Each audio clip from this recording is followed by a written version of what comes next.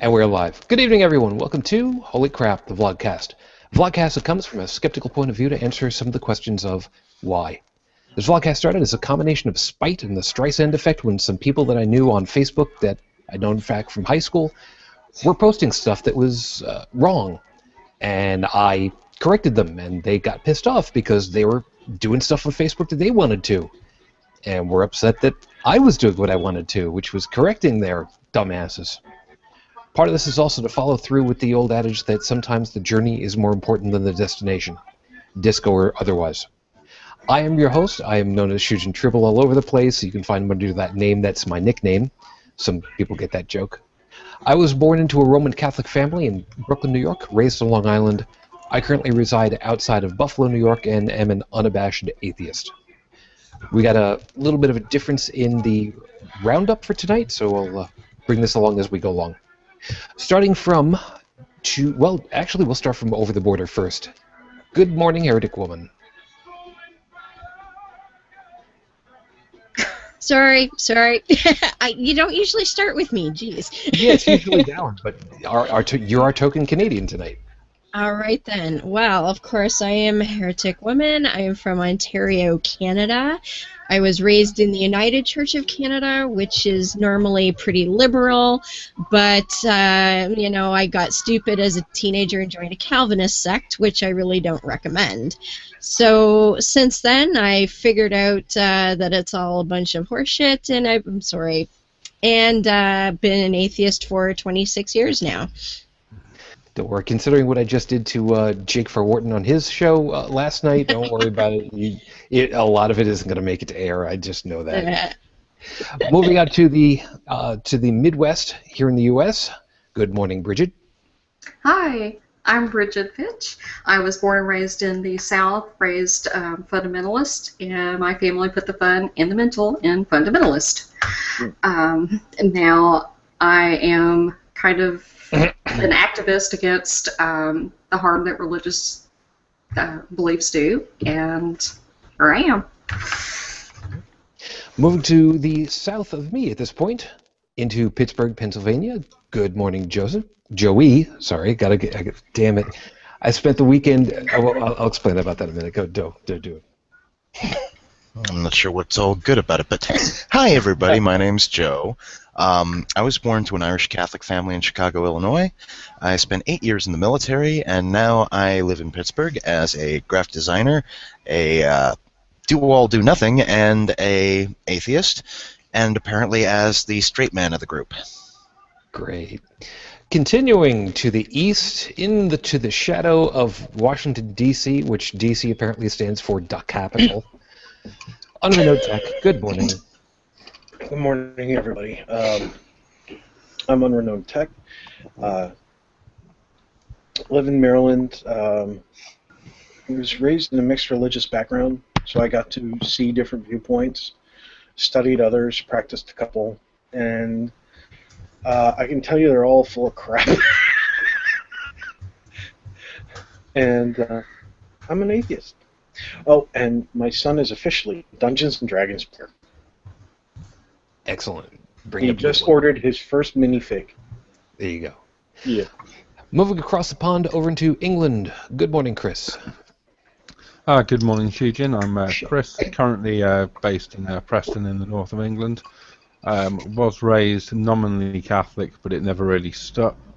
And I pretty much ignored the whole religion until maybe 4 years ago, where I started noticing the amount of nonsense in the world.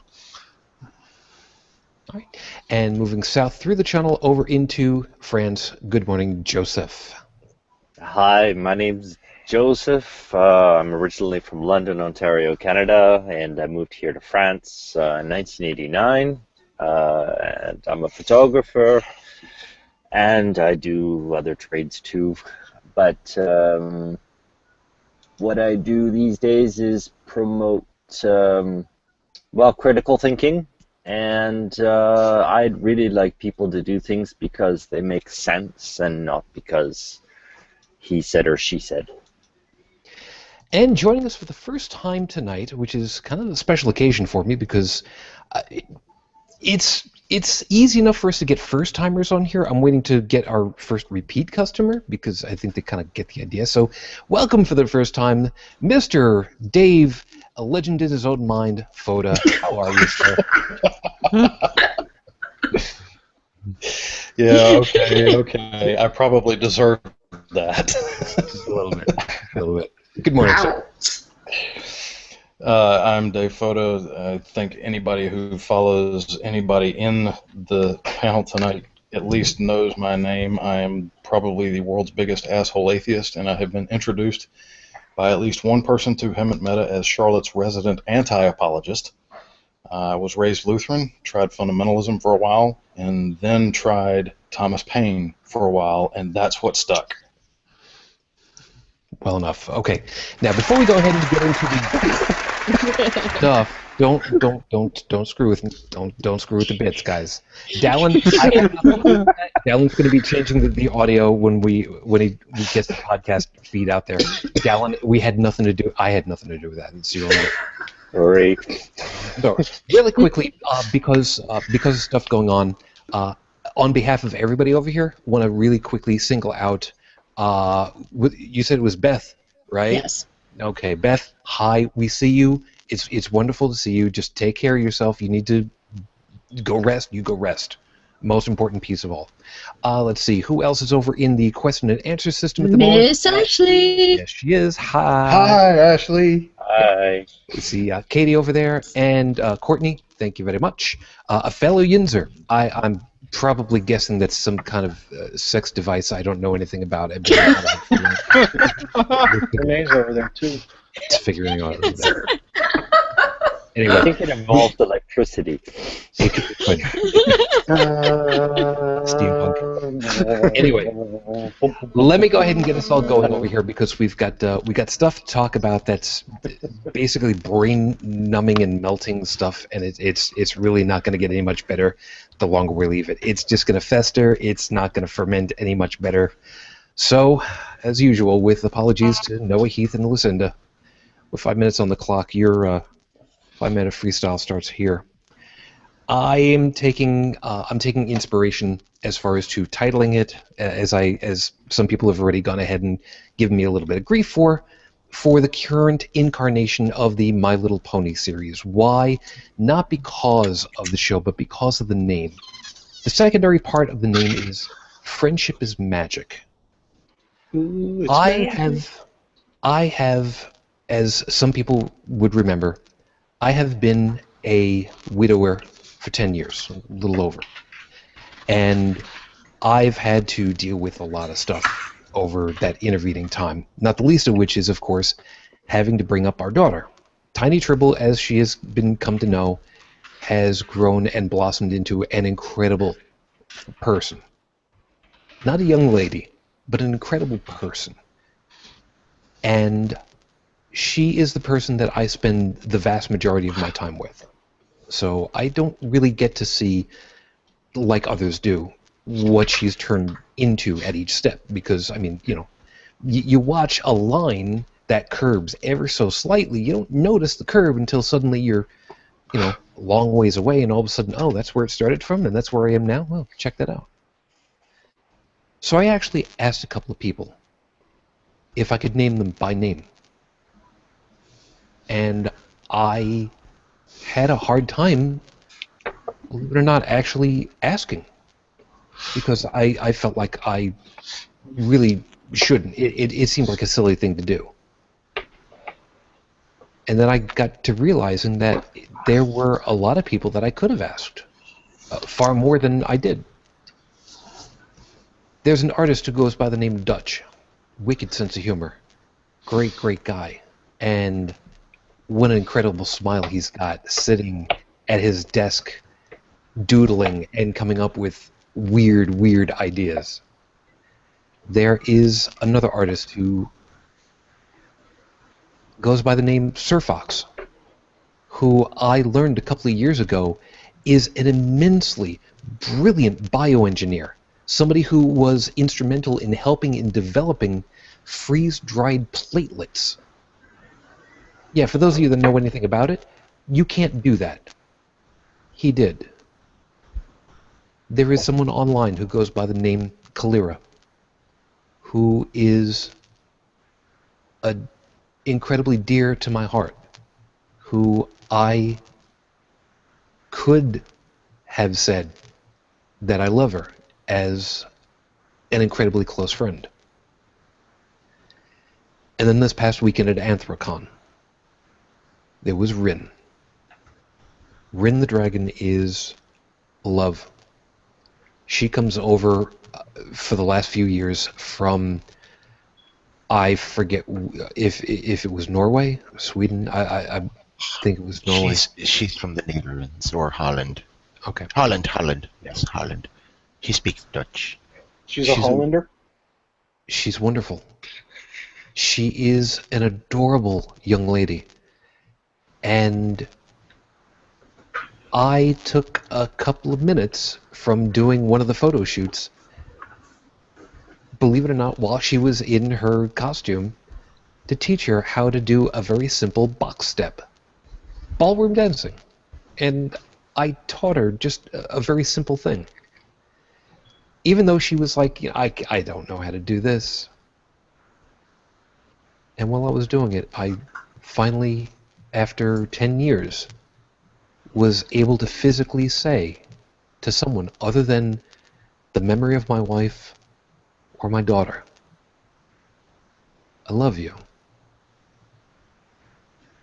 As a friend, I have people that I can actually say, I love. Physically actually say this now. I couldn't do that. I have friends. I have all of you here on the panel now who spend part of your time where you could otherwise be asleep, or better yet, drinking. But you choose to spend some of it with me, not necessarily always because it's topical stuff that you want to talk through. Sometimes it's just because it's me. And at the risk of sounding like I've got a cult of personality in my own damned head,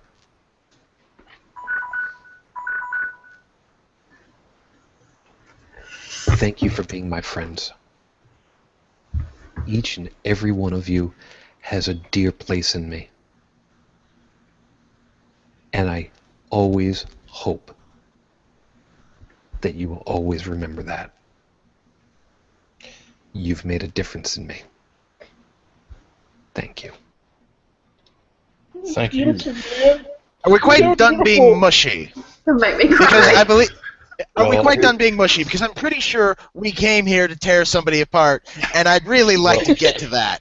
Well, before we do that, Michael, I want to thank you for that. That was a beautiful sentiment, and I think it bespeaks to humanism itself. You know, when we sit there and we recognize we're all we've got.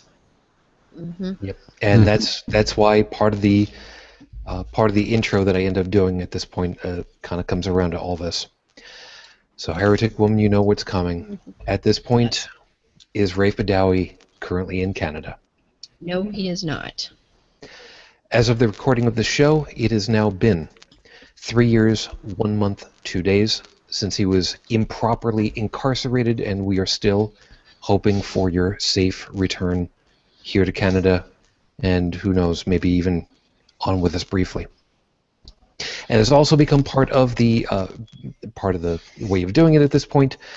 A quick hi to the 5 countries that have shown some interest in watching the show at this point. So to Kazakhstan.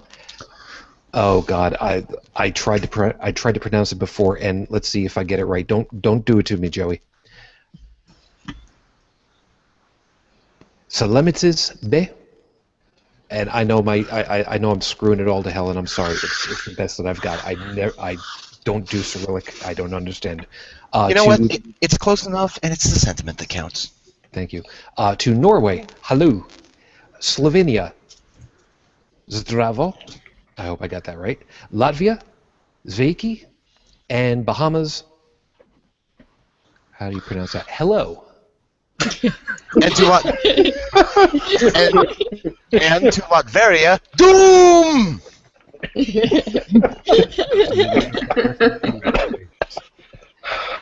Okay, Let it so be known, folks, that this is not a high classy show. We're all down to earth people. Wait If a you minute. haven't I figured it out by thought now, hold you on. need No. to I thought rethink that's why you asked me here to turn this into a classy show. Speak for yourself. Class as in wear your class. ladies and gentlemen, please tune in for episode 73 where we talk about delusions. You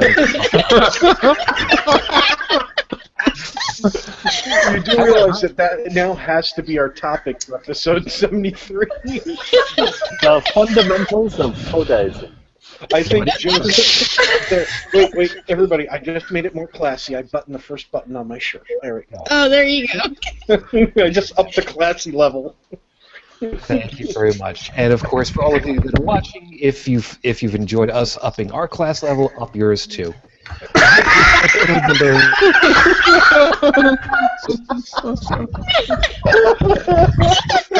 I knew there was a reason I kept this terrible thing, and now I finally get to use it.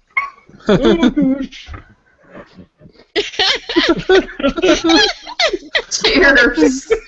I don't know if Where's my you bowler this or not. hat? If we're gonna do this, where's my bowler hat? There we go. There you go. So, And apparently, Courtney over there has clarified the term yinzer. She was speaking to me, apparently. But Courtney, bit of bad news. I've only been here for a few years. I'm here for school, and I'm not a native. So. Well, you need to step it up. There we go. I got my bowler really, hat. Hun, are you really going to go ahead and make another up joke? Because, I mean, I'm just going to go ahead and break everybody again if I try to pull this again. Anyway, this is episode 72. We are going to be talking about Matt Slick and his website, more specifically about the website. Now, before we go on, a piece of order that I want to go ahead and take care of. Without naming names, and those of you that are quote-unquote guilty of this, don't even say anything about it. After the last episode, which was 2 weeks ago, there was some discussion about what about having Matt Slick actually on the show. And we discussed this a little bit. In all seriousness, we did this. I know, Dave. I think, didn't Dave already try to deal with him once? Yes. Yeah, I remember listening to that, and I'm thinking to myself, this guy, as soon as he gets offended, he cuts his connection. What kind of wimp is that? He ran away screaming like a little girl. No, he gave up, is what he did. He's That like, too. he has this pattern of as soon as he thinks he's being offended, he immediately makes sure everybody knows that he's offended. He makes sure he tries to make sure everybody feels bad about it. And if nobody feels exactly the same way he does, he cuts his connection. That's just that's assholery. Yeah. Now that's part of the thing. Like I said, we did discuss the possibility, and I have no doubt that given the opportunity, if there is a platform that he could exploit, and that's the word I'm going to utilize, he would go ahead and do so because he's a media whore. I'm going to use that term because it's arguably the most accurate. If you want to try to figure out if I'm being correct about this, go look back through all of the stuff that he's done, all of the times he's called into Matt Dillahunty under assumed names, and tried to push his own agenda. I have said that normally I will try to work with everybody with the show because as much as it's my show, it's all of us. But bottom line, this is my show. And I will absolutely, positively refuse entrance to anyone, who is going to be dishonest. If you want to come on, you want to talk, you want to be honest about something, that's fine. You want to come on and be mistaken and learn, cool, I got no problem with that. But if somebody like Matt Slick is only going to be coming on just so that they could be completely dishonest and proselytize and preach, screw that noise. I almost said it bad, but screw that noise is basically what it comes down to. So, like I said, we kind of discussed that, and we basically came down to a great even on this one, which is what we can do is take apart pieces of his website, which is carm.org, CARM.org, and take a look at some of the stuff on the sidebar and basically try to figure out what do we want to rip apart ourselves, because as they said in Top Gun, this is a target-rich environment, to put it nicely.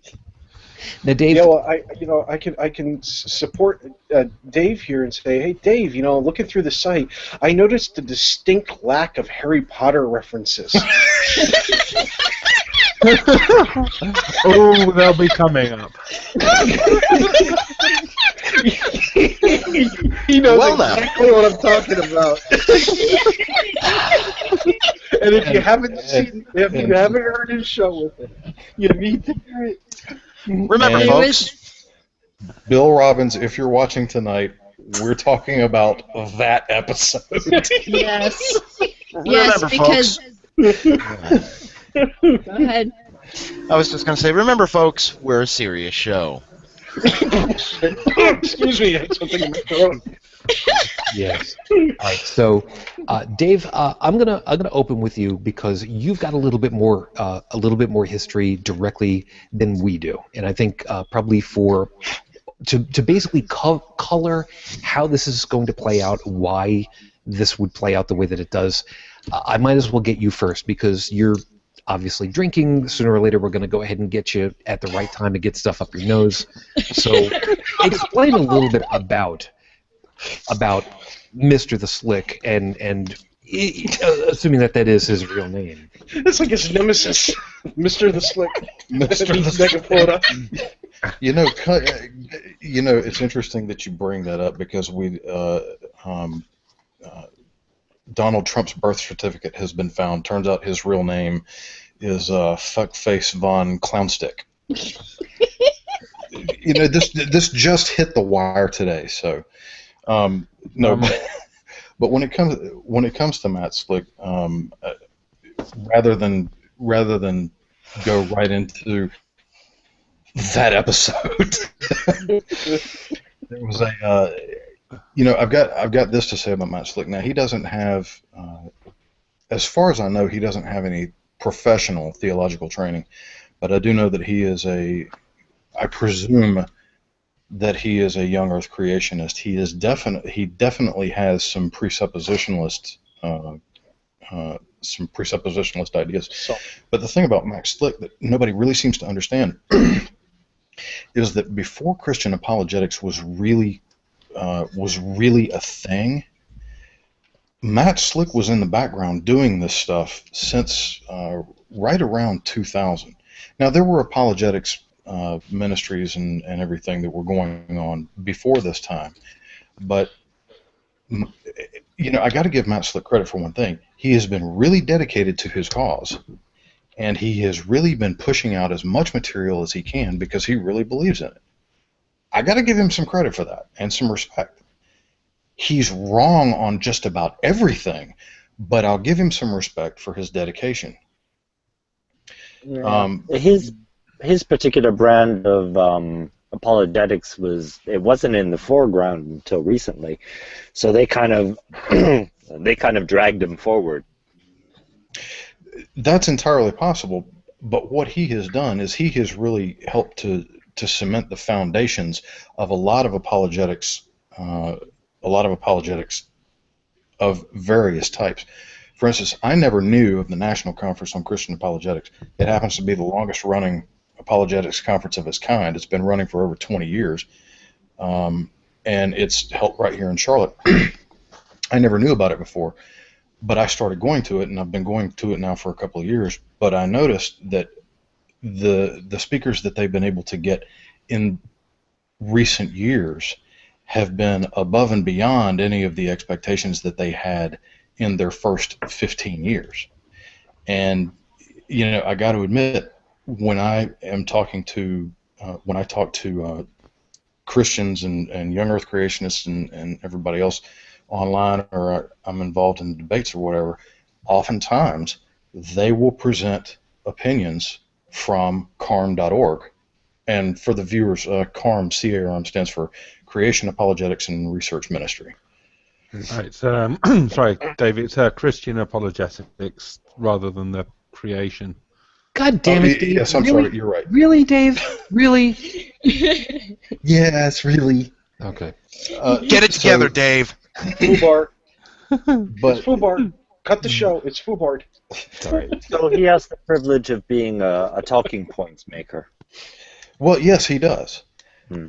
The problem is that what he does is he has a tendency to focus on only the language and not the psychology, the sociology, and the philosophy of the religious texts. I know that he uses. I know that when he's looking at when he's writing his blog posts and his articles, I know that he's using Strong's Concordance, and I feel quite sure that he probably has an updated copy of Logos software that he uses in order to write his stuff. But that alone is not enough to come up with an internally consistent and cohesive position on any particular element of the Bible. And we can probably get into some of that later, because he had a couple of recent posts on Leviticus 18 and Leviticus 20 about homosexuality. In fact, he had two posts that were virtually identical, so why he did two separate posts, I'll never know. But we can get into that a little bit later. Yeah, this for anybody that's taken the opportunity of looking through CARM at all, and okay, let's stop right there for a second. We've tried. I want everybody to understand this much. After I announced it 2 weeks ago that we were going to try to do this, we tried.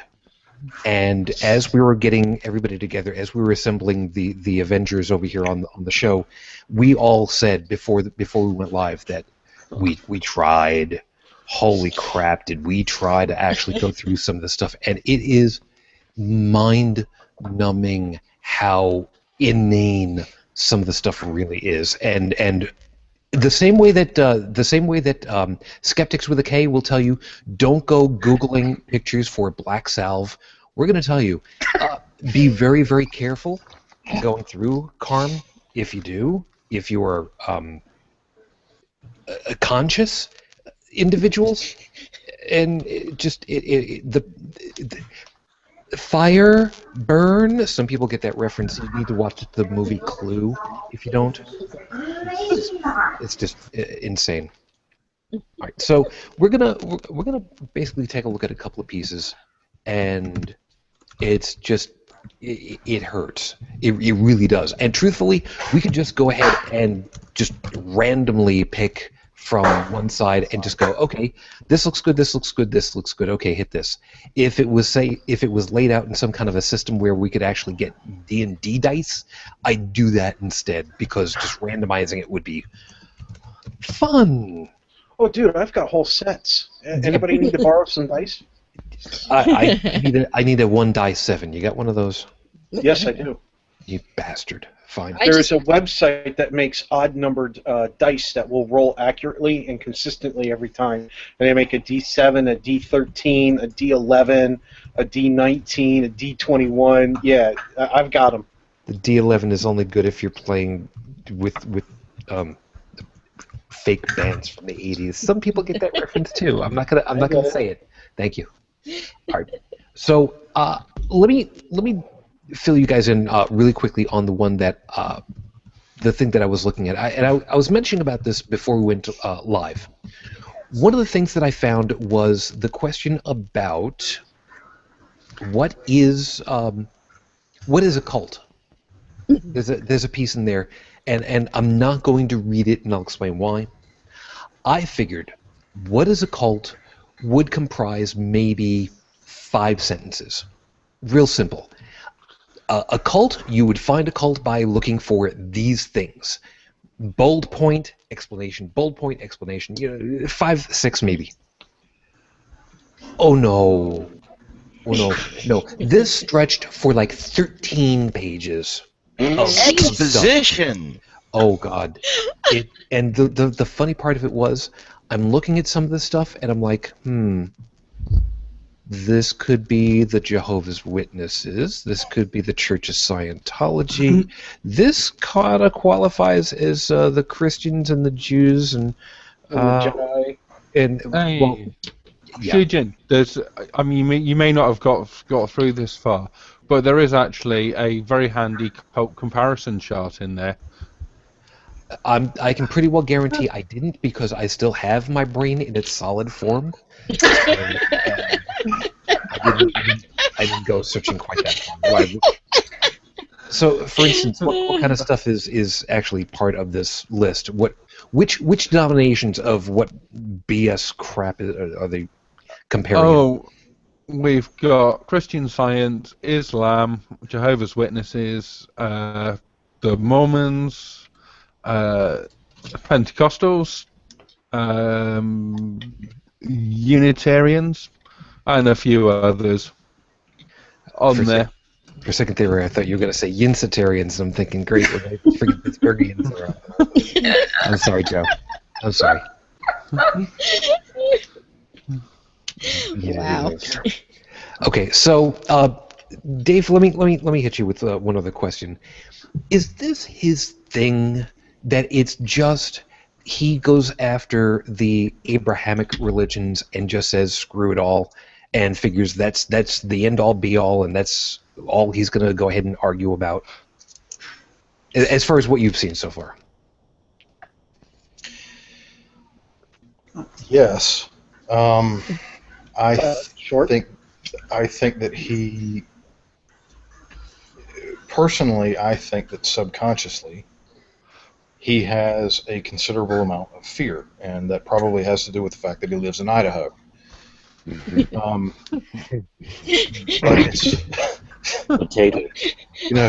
it's, it's one of those things where fear of death is what drives religious belief, and I say that for very good anthropological reasons.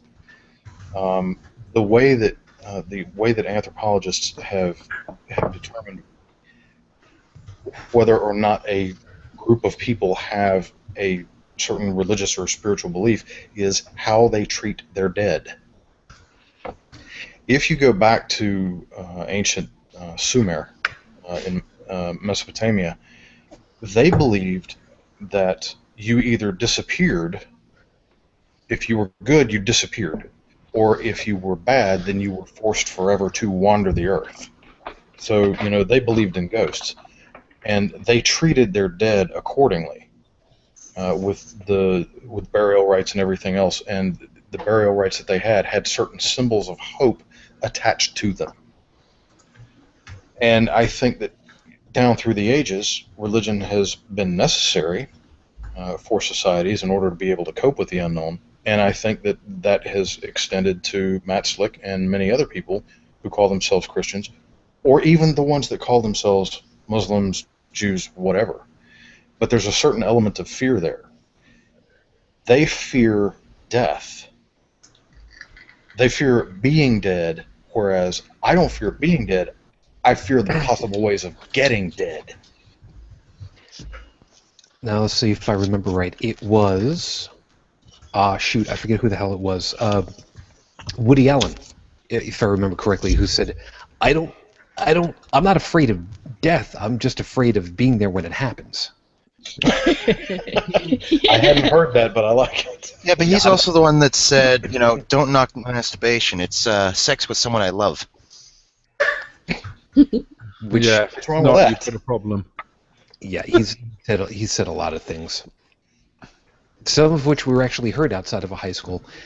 There's a thing that Beth said over here, which is something I wanted to specifically hit on. Beth is saying, quote, he is anti-Catholic. To him, Catholicism is a cult. And by the way, as I usually do, fair warning, I did add punctuation in the way that I said it. just to make it more clear, I do try to read all of the questions from the question and answer system as stated, or as close to that as possible, so that I don't taint it with the way that I think of it. So please forgive me for adding punctuation to make it so. He is anti-Catholic. To him, Catholicism is a cult. Now, this is very accurate, because I did see a YouTube vid where he had a debate with a Catholic, I believe a Catholic apologist, where, loosely translated, he basically said, you guys don't have a clue. And the Catholic is like, yeah, we kind of have held the banner for the last, how long's he been dead now? Yeah, 2,000 years. We've got the history, so you don't know what the hell you're talking about. Yeah, so we're kind of it. Here's my flag. I've got a flag, so I get to claim this land in the name of Jeebus and all that stuff. Well, whatever cult Slick is following, it's a derivation of their cult. So. Yeah. And it's amazing, though, to listen to both of these guys going back and forth, and it's like, did you actually study this whole thing? Yes, I did. As a matter of fact, I've got this piece of paper on the wall over here. If you're looking on the video, all right, that's yeah, we need to hit that one really fast, and then we'll go into the website. Did they get that from the same place that Kent Hovind got his doctorate from? Was that Patriot University, which is a trailer out in Colorado? Yeah. Dr. Sky Daddy. If you want to have I guess you could call it a good time, read Hovind's quote doctoral thesis. You know the burning question is, what color crayon did he use to write it? I know. I don't know. Horrible. It's got to be the only thesis that starts with "My name is Kent Hovind." It requires lots of adult beverages to get through. He wasn't quite sure he'd get the mark for putting his name at the top of the page, so he put it in the first paragraph for good measure. So now see, now wait a second. Now, to be fair, if we're going to put credit where credit is due, this then means that he was a trendsetter for, I don't know, what the hell was his name? Eminem? I mean, he had that song that started off with "Hi, my name is," and I figured maybe he just took his inspiration. It got him a gold album. I mean, what the hell? The real Kent Hovind, please stand up. No, come on, sit back down. We heard your shit. Yeah. So, That was supposed to be. I think that was supposed to be spelled Hyman Aim is. That's a flashback to Bobby C. and Ashley. Oh, great. The backward basking. That's great. So we're There talking we about go. a bust-through hit. I appreciate that. All right. So we're gonna, as far as Matt Slick having a degree, he will flaunt. You know what? Screw it. If you don't want to hear this word, I'm sorry. He will flaunt that shit any opportunity he can. And forgive me, I know that we try to stick with a PG-13. We're doing okay at the moment, but he will flog that every opportunity he can in your face. So, last direct question for you on this one, Mr. Foda, would you kindly, do you have any clue, after all of this stuff that's going on, why the hell hasn't he put out his own translation of the Bible, since he is such a master of the work? Why do you think that might be? He hasn't got the crowdfunding yet?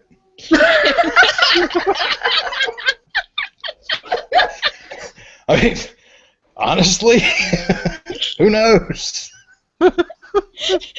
He's too busy dodging questions about Harry Potter. And you know what? They keep coming as pop-ups on his screen while he's trying to write in Word. That's it. I can see Clippy popping up going, "Hey, I see you're trying to write Christian apologetics. Would you like me to throw in a couple thou arts for you?" The guy can't even use like English words like correctly in the same context more than twice in a row. So like, how the fuck But he's going to do with ancient Hebrew? But I don't know. that's on purpose, though. He does that on purpose to try and confuse the person he's talking to, and to move the goalpost. Well, the Bible's great the way it is because it's confusing enough. Contradictions. He doesn't want to change things. The Bible is the most magnificent book in the world for creating atheists. Yeah. As Isaac Asimov said, properly read, the Bible is the most potent force for atheism ever conceived. Yes. Hell yeah. One thing that I do want to point out here real quick is that there's a lot of people out there who will say, well, I don't, when they talk about Christian apologists having PhDs or master's divinity or whatever, they go, I don't respect that degree, so I'm not going to call them doctor. I'm not going to call William Lane Craig Dr. Craig. I disagree with that position because a doctorate is an advanced degree in a particular discipline. It doesn't matter that the discipline is total bullshit. The fact that they have the degree, the advanced degree in a discipline, I think gives them the right to be referred to as doctor. So I do. The institution is bullshit, though. Doesn't that denigrate the appeal to authority the doctor has? I mean, not when you consider the discipline. But that's what they're aiming for. They want that appeal to authority, and like you say, if their university was a trailer park somewhere. Yeah, if it's not accredited, what does that do, Dave? Well, if it's not accredited and that's the only doctorate that you accept, then that is an appeal to authority. And you can be a doctor and still be wrong. I don't know why people... Yes, you can. Yes, you can. Absolutely. So that brings me up to the first page that I wanted to briefly touch on. Because, but surprisingly enough, it actually has good information to a certain point. Where did you find that? The contact us. It actually has correct links to contact them. Oh, and the donate button. It actually leads to a donation page. So yeah, there's your accurate. Anything in the website that works. I will give them credit. They didn't use it. They didn't make it using GeoCities. Or Angel Fire, that's true. Those of you that remember what Angel Fire is, you know what? Oh, yes. People. Angel Fire is still around. Yeah, It's still causing seizures. Why is my screen blinking? Is he comatose? No, it's your screen. Fine. Yeah, that's right. Those of you that used Notepad and used the hashtag, used the bracket blink tag. First off, screw you guys. Really, really. If you continue to use that, need to be taken outside and shot. Lime green should never ever be used again. Or fuchsia. Nothing like watching fuchsia text on a Oh no, my favorite was the websites that had things like raining or snowing down the page. Yeah, so that's hurting. Meanwhile, hold on. What? At the time, that was cutting edge. I mean, come on. And you know what? As a graphic designer, I'm crying inside. Dave, there was also a time where cutting edge on a website was also so don't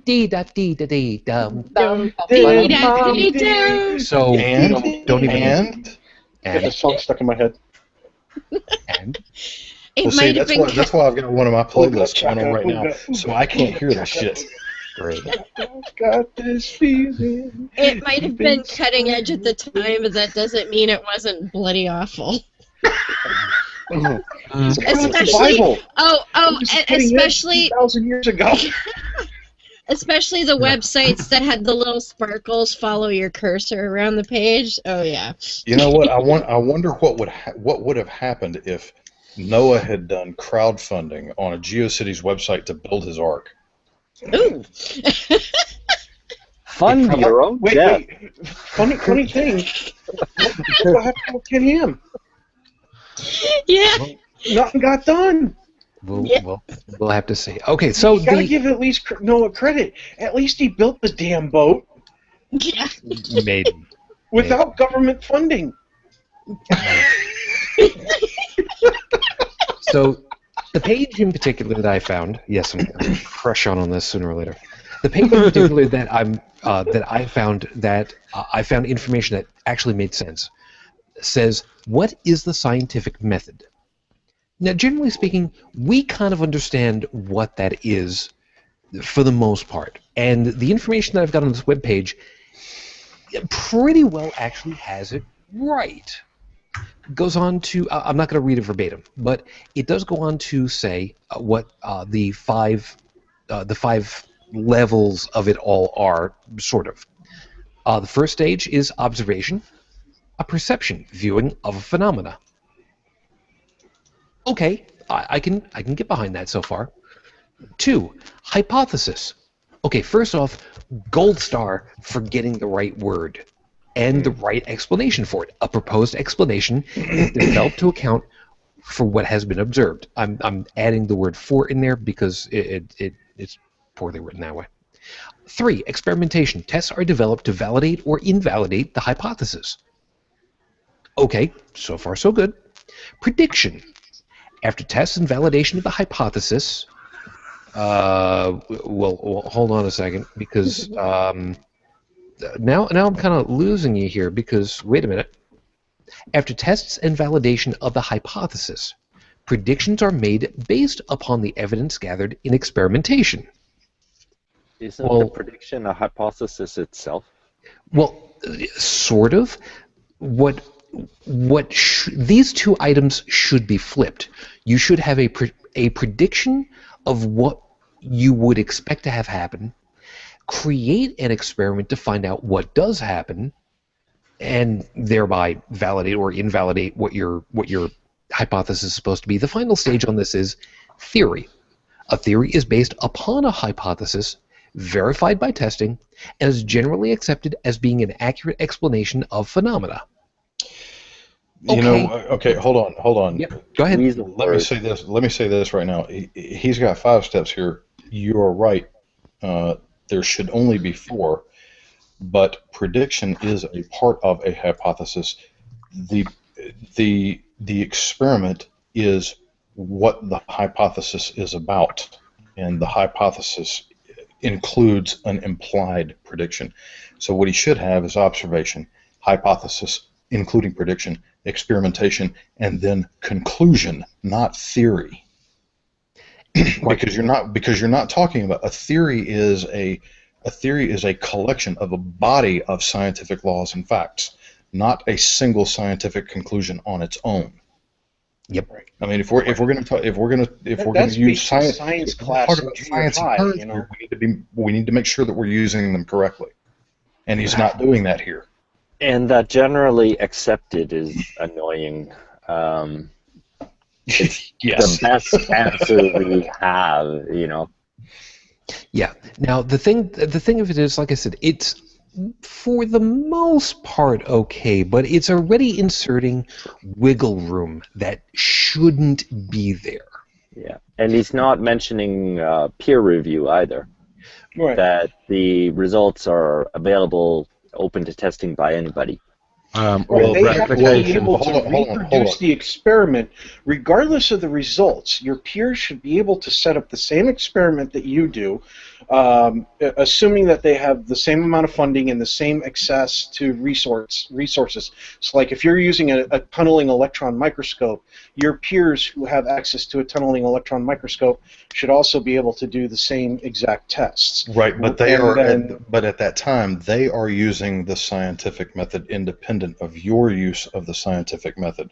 The peer review is only a tangent to the method itself. But it's central to the... Peer review is central to science. It is not central to the scientific method. Mm-hmm. Right. Does that make sense? But when we're talking about the word theory, that's when the peer reviewing part comes into play. Mm-hmm. Right. And he threw theory into the works. And that's why I said that he should have used the word conclusion instead of theory. I'm So agreeing with you. theory shouldn't But even be I think in the what Joe fact. was trying to point out, though, with the whole peer review thing, was the fact that if you're going to start throwing theory into it, you've got to add all the other stuff that goes along with that, like peer review. Yes, that is And- absolutely true. And this is exactly why I smoke and drink.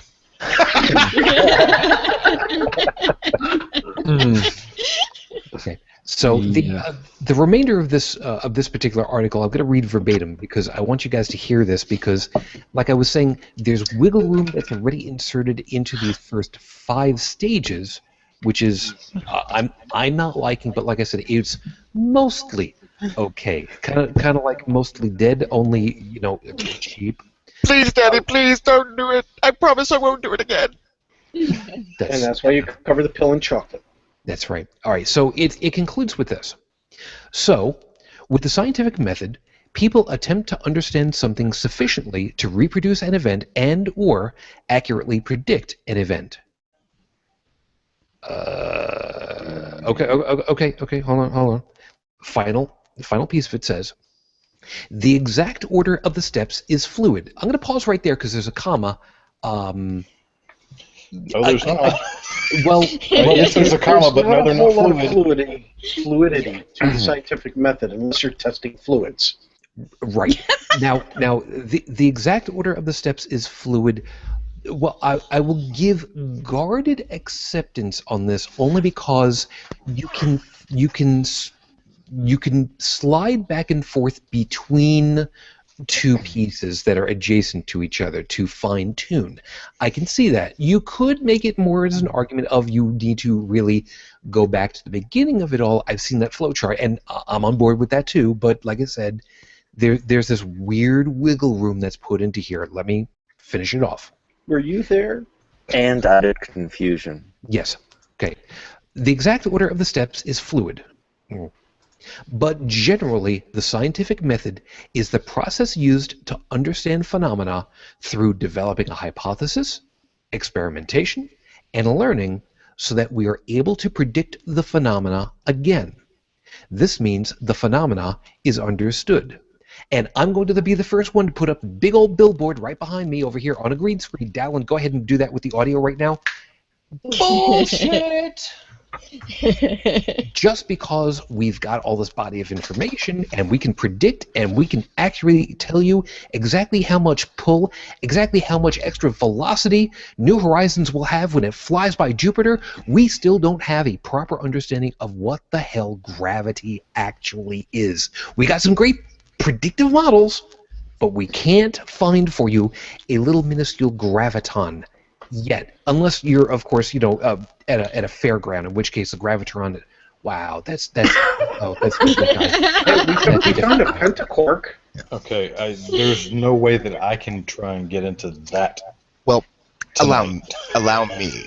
You see, we may not know exactly what gravity is, but we have a pretty good idea because we have all the examples the universe wishes to provide with how the hell it works and how it affects the space and time and wibbly wobbly. Damn it, I screwed it up. Oh, Gravity sucks. but anyway, we see the effects. Timey-wimey. Yes, there we go. But the point is, see, I like to kind of turn around an apologist argument. Gravity works in mysterious ways. Yeah. They don't like that answer because that's not good. Well, the truth of it is, it actually kind of does. Well, yes, I saw that movie. It really, really does. For instance, never mind. If you're going to go ahead and conflate New Horizons followed by Uranus and comment to the black hole, so help me, I'm going to hurt somebody. No, I was just going to. Why did you say Uranus? It's Uranus. Come on. Because I wanted. Listen, scientists are going to get so tired of that joke, they're just going to rename the planet Eurectum. Yeah. No, that's after we crash the first probe. Change it from your rectum to Right into Uranus. We programmed I did a it. Futurama joke, okay? We were Today landing we're in going to probe Uranus. feet, but I programmed it in meters. And just to milk this joke for everything that it's worth, as soon as they go ahead and they push through that name change, that'll be just perfectly fine. Thanks so much. Wow, now I know what Jake feels like when he does his opening and it completely falls flat on its face. Yeah, Damn. remember, folks, we are serious adults here. Yes, we are. See, Dave, is this everything that you thought it was going to be when you signed up for this crap? I thought I was dragged kicking and screaming into this. I don't remember signing anything. We just Well, tried if to- you look under your contract, under on the CARM paragraph... website. Look at, yeah, we'll see about getting you that check later. Also, all right. So the point of it is, this is a perfect example of the kind of stuff that Matt Slick does, and especially does live. He will give you enough information that's right that you lower your defenses, and you think, well, you know what? So far, he's right. Mostly, okay, he's right enough, and that's when all of a sudden, as somebody best put it to me, and I can use it here, the defecation hits the ventilation. He likes the Trojan horse. Yeah. Basically, yeah, that's probably the best way of putting it. There's just enough information to sucker you into thinking that it's good enough, it's right enough, it's close enough. And it's those little bits and pieces of wiggle room that start to add up really, really, really fast. And the worst part about it is, as much as I was joking about my brain melting from trying to read through this stuff, truth be told, the pieces that I did go looking through, this was arguably the best as far as overall accuracy. And it's not entirely. The scientific method is something that's been laid out easily since ancient Greece. I mean, hell, they figured out that the Earth was spherical. Maybe not necessarily an oblate spheroid, whatever the hell it is. You know what, Mr. Tyson, Dr. Tyson, you're coming on next week to explain to us how the hell we're supposed to pronounce that goddamn Dude, word. we can't afford him. It's spheroid. Spheroid, sure. Yes. Oblong spheroid. That's a double, but anyways. Yeah. It's If I join you on the same thing, I'd agree with that. This is a fairly good sort of lay definition of the method that you could go with on there. But reading the other articles, I know what exactly you're saying about the brain melting, because there were some of them, even though it was painful, I had to go through a couple of times because on workout, because I thought, I'm reading through it casually and I thought, okay, that's not perfect, there's that could be better phrased. And the next thing I know, like, he's used it to go off on, like, the wiggle room to go off on 5 tangents on there and turn the thing into something, like, truly horrible. And it's then you backtrack and you think, like, where the hell did he get that from? But it's And this is where I would actually question something that Dave said right at the beginning of the show on whether or not Matt Slick truly believes this, because I don't know if you can actually believe this kind of thing and spend so much time and deliberate effort creating these sort of houses of cards without knowing what you're doing. Can I just change the context a bit? Because, I mean, him doing this, it's win-win for him, because his entire point of this site seems to be, he's got a list of rules that he wants people to follow, and he wants people to follow him. So when I mean, like the rule about not comparing his god to Harry Potter. Yeah, whatever. So when he creates confusion like this, he's making himself the center of the issue, because this has to be discussed with him. There's just enough truth there to pull you in, and your discussion with him he's going to be the center of all discussion. And for me, that's almost the entire point of it. Yeah. Yeah. He really likes to listen to the sound of his own voice, I've noticed. I can't say anything because I do that every week on a weekend instead of going to sleep. And getting some sleep on a Sunday. But the couple of times I've watched him on the Bible thumping wingnut, he they use their manipulation to annoy or vex whatever person they're talking to, and when that person inevitably gets annoyed to the point that they bugger off, then the two of them sit around and have a big circle jerk and pat themselves on the back for half an hour about how wonderful they are at debating, and the other person just wasn't up to snuff and blah blah blah. Meanwhile, they were completely dishonest the entire time. And it's win-win for them, because the longer we discuss with them, the more credibility we give them. To a certain degree, there is that, but at the same time... But that's central to their argument, their own credibility. They want themselves to be more trustworthy than we are, or than thinking people are, because they want to be followed. Yeah, and that's why whenever I'm looking at things like this, I try and highlight the deliberate dishonesty of it, in that you can't get things this wrong in that way without trying. On there, if you genuinely were, lacked an understanding of the subject or were ignorant of the matter, even a child. Yeah, even a child would not put it in this way, and it's the manipulation of the language and misrepresenting of facts and whatever. It's all very deliberately constructed, and to do it to that degree, it strains credulity to think that the author does not know exactly what they are doing in an attempt to manipulate other people.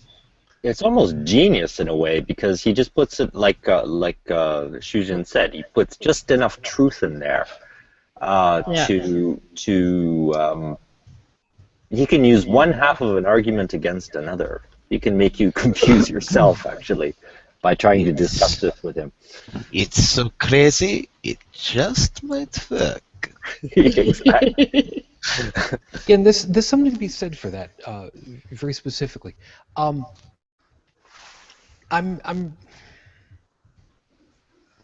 There's a piece of this that's caught up in my head, and I'm trying to remember I'm trying to figure out how to pull it out and tease it out for everybody. By the way, those of you that are watching live, I didn't mention it. If you've been noticing that the stuff in the question and answer system has suddenly disappeared, yes, I've been trimming some of the social stuff out that's been there for a little bit. Please, nothing personal. It's just I'm looking for actual questions to go along with. So please, by all means, feel free to help yourself on this. Trolls. That too. All right. So here's a thing. Considering that we've all had the opportunity of either dealing with Mr. Slick himself directly, as Dave has, or for us trying to read through parts of what CARM says, and saying trying to read through is not that was tough. I was the one who suggested it, and even me, I'm looking it through and I'm just like, God, now I know what it was like when the guys on Scathing Atheist finally just look over at Lucinda and it was just like, really, you made us read this goddamn book. This is your fault. You know that, right? By the way, go ahead. So we've had an opportunity of trying to get through bits and pieces of this.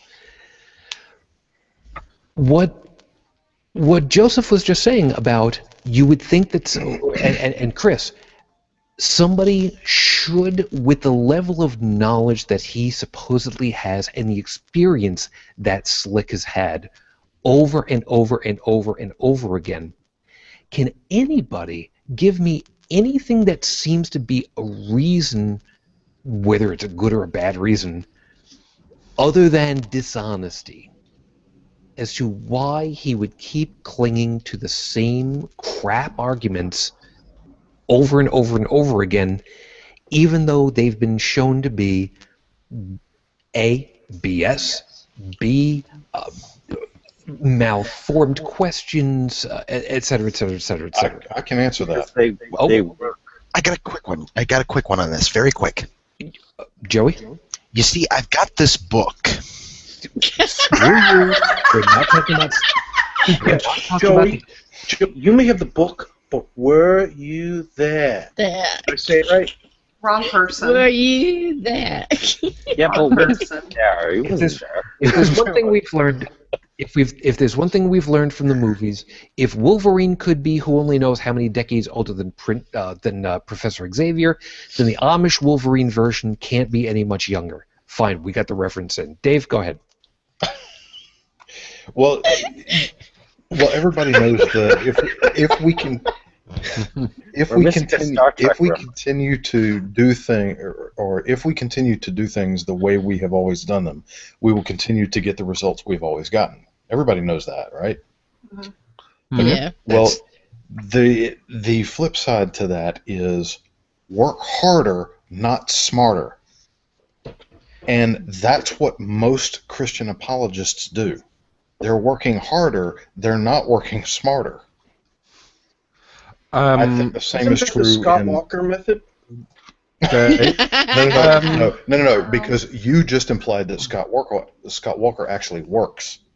No. I'm talking about the method he talks about. Oh. If I can jump in here Touche. quickly, Dave. I know it's your first time, so I hate to pull you up on this. Where you said, like, if you keep doing the same thing you've always done, you'll get the same results. Mhm. That's only true if the situation's the same. If you keep doing the same thing. Well, yeah, but the implication is there.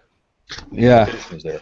What The environmental variables change constantly. Right, but when it comes to Christian apologetics, what they're trying to do is get a specific message out and have people believe it. So, that part of it is still the same every time. Well, to defend him, though, we'll have to say this: if you repeat a thing often enough, people do start buying it. Mhm. And that was one thing that I noticed from his website is he would take a point and just keep repeating verbatim the same point over and over again. Ladies, I have a 12-inch Johnson. You have to keep saying it though, over and over again. Yeah, but that difference, for his audience, they're not willing to check. They're not, but But here aren't we getting into the whole thing about? But here aren't we getting into the whole thing about confirmation bias? Yeah. Where, so His I don't even know audience- if it's fair to talk about that. Yeah, because he's repeating this because it works for his audience. I mean, it works. Otherwise, he would change. And you can see that if you followed his quote-unquote debates, they've evolved. He's dropped talking points that effectively aren't working anymore with atheists. Because he doesn't he's drop in it- one of them. You know what, Joseph? He uses to have Bible study with a non-believer.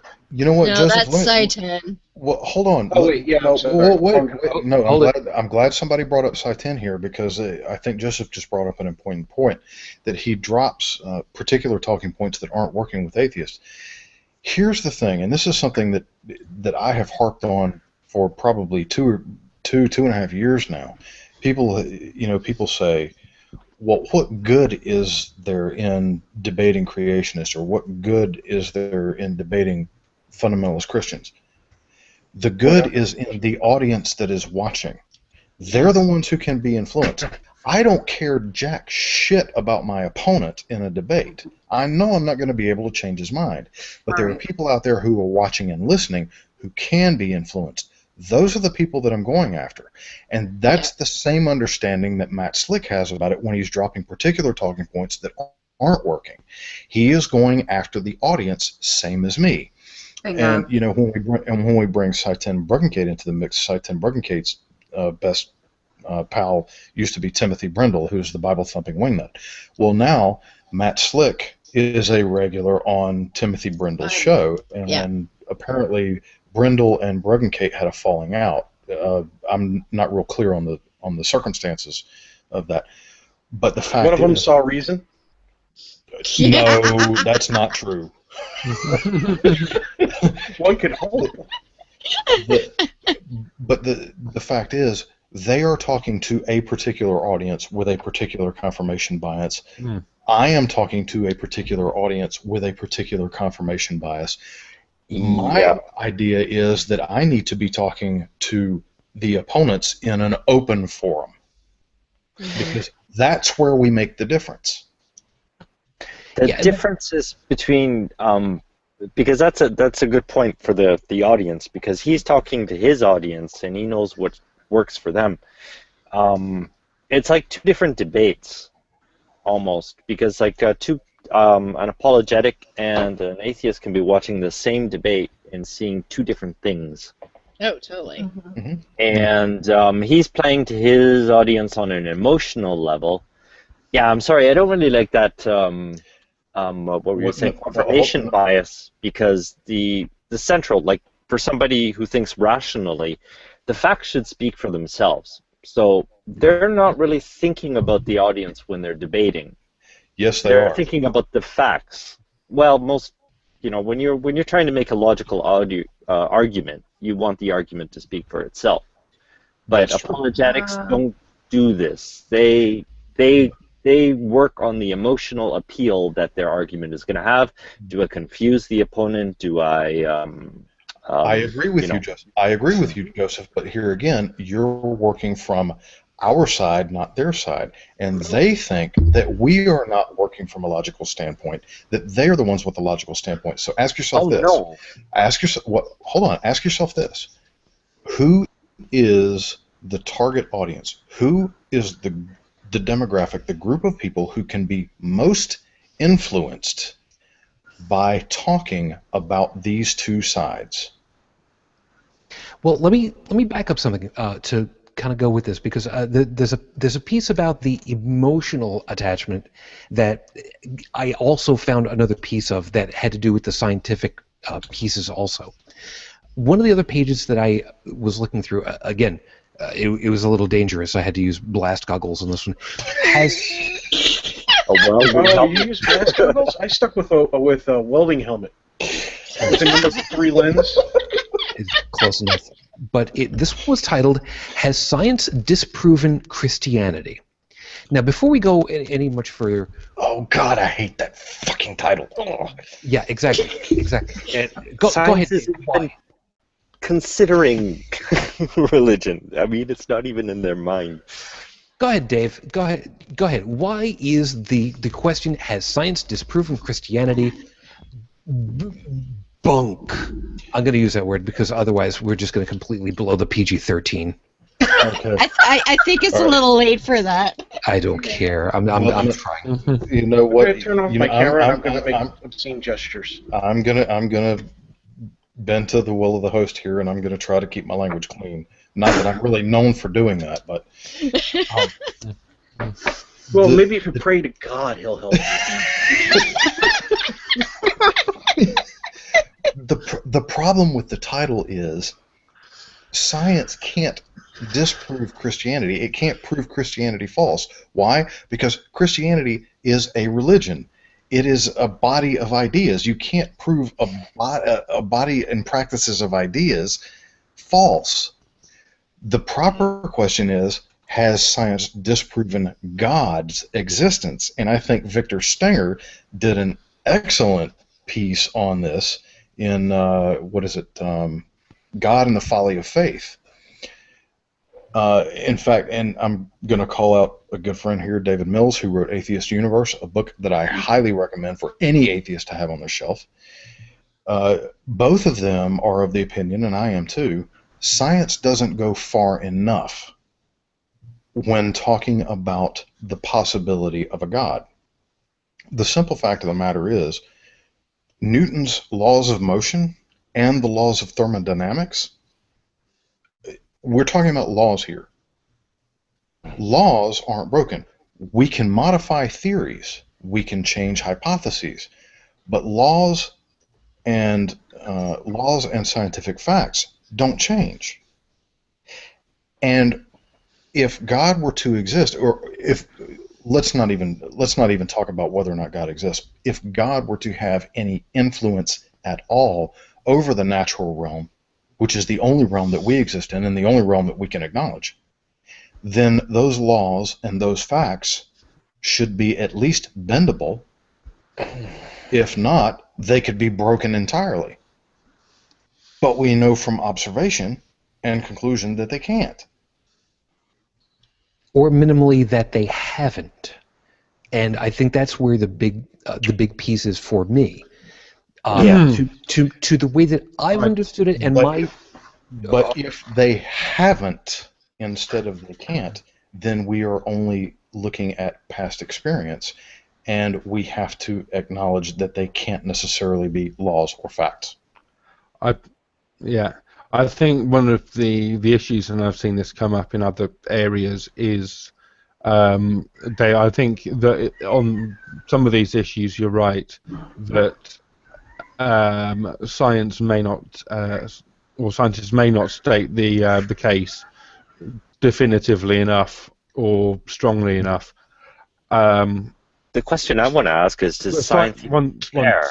If I may, one is that scientists write and speak in sort of very cautious languages. They tend to be fairly adverse to giving a definite 100%. They'll say, like, the evidence available so far supports like this interpretation or whatever. You know, and they'll always, like, you know, or almost always look and we'd like, you know, further data would be, you know, great, or we'd need further research, and all the rest of it. And this is a part of sort of scientific sort of culture and understanding, because there is always more to learn out there. Chris, I absolutely agree with everything you're saying. Some of these issues, though, the common, they basically what it all boils down to in plain language is there is absolutely no way in hell. Exactly. And here's the thing. Oh yeah, you've got the book. I do. Yes, that's an awesome book. I love it. I freaking love it. Chris, I absolutely agree with you. The issue is that, and this is the pinned tweet that I have on my Twitter page. Absence of evidence does not necessarily indicate evidence of absence, except when the evidence should be there but isn't. Yes. Yeah. Okay, and we can go for that now. Let me finish off a piece of what I was getting at.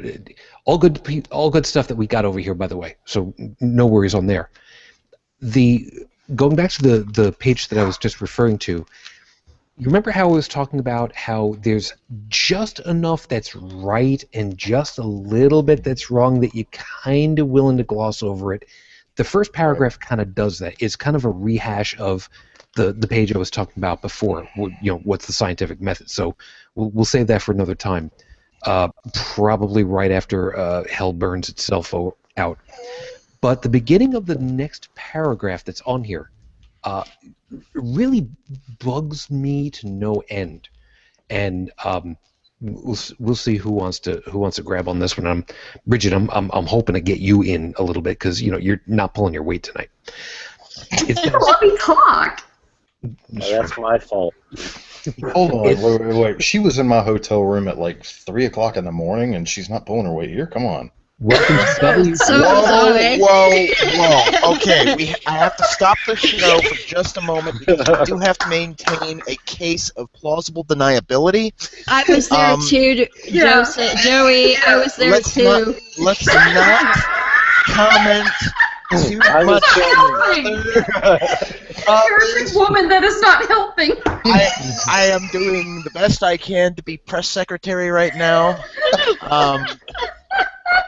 You were taking notes?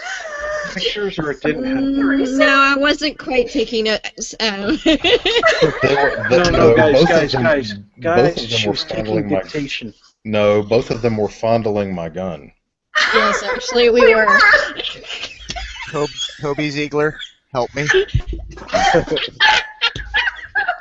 Help me, Obi-Wan. You're my only hope. You know what, Chris? I have to tell you, considering that we are basically the degenerate version of your home country currently, I'm sorry that you guys don't have guns anymore. I guess in this particular instance, because you'll never understand quite how it would feel. I guess. Well, why do you think I was fondling it? Me too. Right. Eugene, that's a topic for another episode, I think. Yes. I tweeted it. That's what's so sad. Yeah, I've got far too much to say on that one. I'm gonna go ahead and I'm gonna say I'm a terrible person. I have a little message from Beth. Dave. No doubt. No, well, not about this actually. She says that Dave, you should talk about the pigeon in the box example or the second law example. What does that have to do with a hotel room? I don't know. Or a gun. I mean, if pigeon is a euphemism for girl in England and boxes, I don't think that we really need to a small hotel room. I actually know what she's referring to. She's actually talking about proving a negative. Yeah. But I think we probably need to get back on track with Matt Slick before I can even go down that road. Okay, so let me finish this piece really, because where Joe is all gone. Joey, are you okay over there? Did you? You know what? We just laughed Joey under the table. That's fine. We'll come back to it. Guns are bad things. Okay, so the second paragraph on here, like I said, opens with this: the best way to prove that Christianity is false is to find the body of Christ. That's first sentence. Second one. In Christianity, if the resurrection of Jesus is not true, then Christianity is proven to be false. I'm going to stop it right there because the rest of it at that point doesn't matter. Because this is, as the expression goes, taking into account facts, not evidence, in the premise, I believe is the right explanation for it. Yep, it is. It is absolutely the right way to word it. The simple fact of the matter is, when you talk about the best way to prove Christianity false is to find the body of Christ, well, Christianity hasn't proven that there was a Christ. At best, what we can figure is that it was an amalgamation of characters, apocalyptic preachers, roaming the Judean countryside in first century Palestine. But that's the best you can come up with. And I'd like to argue that Christianity counts on him not being found. It's just the ambiguity. Yes. Yeah. And given the number of people that the Romans nailed to trees and other parts of the scenery at that time, then how would you definitely? And you have no eyewitness accounts, as Dave sort of touched on there. If you found a body, how the hell would you tell it is JC? Yeah, it's not like they have DNA of the guy or something. No. Hold on. Wait. Hold on. Yeah. There is a way to test it. Okay. You revive the body and ask it if it is descended from Joseph's line or from Mary's line. Okay. Or you could ask for its ID, and if it's Gallifreyan, you've got another answer to deal with. Yeah. And if they're over 18, you get a free wait a minute. You bring them back, and then you take the Shroud of Turin, and you compare faces and see if they match. No. Wait a minute. Wait, because you're going to get this. You're going to get very similar faces there. What you have to do is compare arm lengths. Because Oh, the true okay. Jesus is going to have one arm that's nearly a foot longer than the other one. Explain. I don't get that. Explain. The Shroud of Turin. Uh-huh. Oh, Do you remember how I said that I go to apologetics conferences? Yep. Okay. Yeah. Gary Habermas is one that shows up at nearly every single goddamn one of them. And he is supposedly an expert on the Shroud of Turin. Now, what Gary ignores is the fact that the shroud is obviously a 14th century forgery. Yes. And we know that because of its ink. But what's worse, and what is wildly worse, is the fact that the artist of the Shroud of Turin, first off, put Jesus' hand in front of his nuts, and secondly, which in the first century they would not have done, and secondly, if you look at the measurements of the arms, one of them is a foot longer than the other one. The one on his nuts is the longer one? That would explain a lot. He supposedly was never married. Just Right. saying. That doesn't mean it was longer. Got more. He had 12 guys to entertain, so Joseph, I've never had to pistol. Well, okay, never mind. I haven't had to pistol whip anybody recently, but You're giving serious consideration to changing that streak now, aren't you? well, that's the problem. Is the moment I show up about 50 miles from the French border, I'm going to pretty much have the country surrendered to me anyway. So. I'm sorry. I'll be enjoying myself. Hey, Joseph, you did notice that he didn't have a clip in that pistol, right? Yeah, well, the pistol whipping... I beg your pardon. A what? a clip. You didn't have a magazine in that pistol. Thank you very much.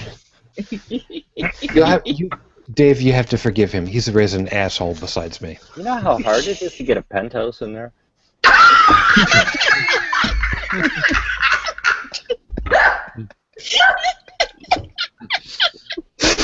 Look, I got nothing. We're not going to get into the differences between a clip and a magazine. That's for another show that we already did. So, moving on. Yeah, because clips, movies, it's a little more evolved. Just be careful not to cock the hammer too hard.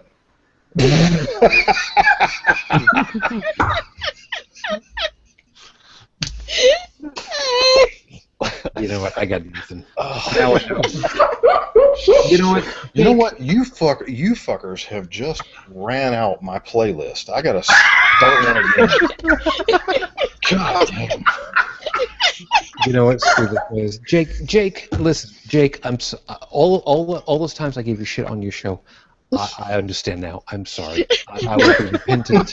I will be a very nice boy from now on. I promise you. I will be very, very gentle, and I won't go ahead and make reference to the fact that it's actually Nick's show. I won't talk about that anymore. I promise. And I'll make sure that you get all the drugs that you need, because you probably need them anyway. I'll start by sending you over wine, because wine. That's not a drug. No, that's the elixir of life, isn't it? No. I had nothing to do with it. I'm just here. Why would you want to send them somebody who complains a lot? Alcohol may be part of the problem, but it is also a solution. Well, so is water, but I would much rather be drinking the wine. Thank you very kindly. You don't want me to drink water on camera right now. Oh, yes, I do. No. Can we maybe just... I hate to use a twoism, but White Queen. Moving on. So, Bridget wasn't here last time for why you guys don't want me drinking water on camera right now, but we'll let her in on that later. We'll do that because we gotta see about getting this wrapped because we're about a little over 90 minutes and we have a bad habit of running past the 2-hour mark if I don't start wrapping us about now. So let's deal with this. Yeah. I was going to say, since Beth had popped in a thing on there, like asking about, going on about the religious attack on homosexuality, there was quite a few interesting points there on the CARM site, and some brilliant examples of the wordplay and the horrible abuse of logic and reason. Do you have a link? I'll see if I can put one in. Okay, thank you.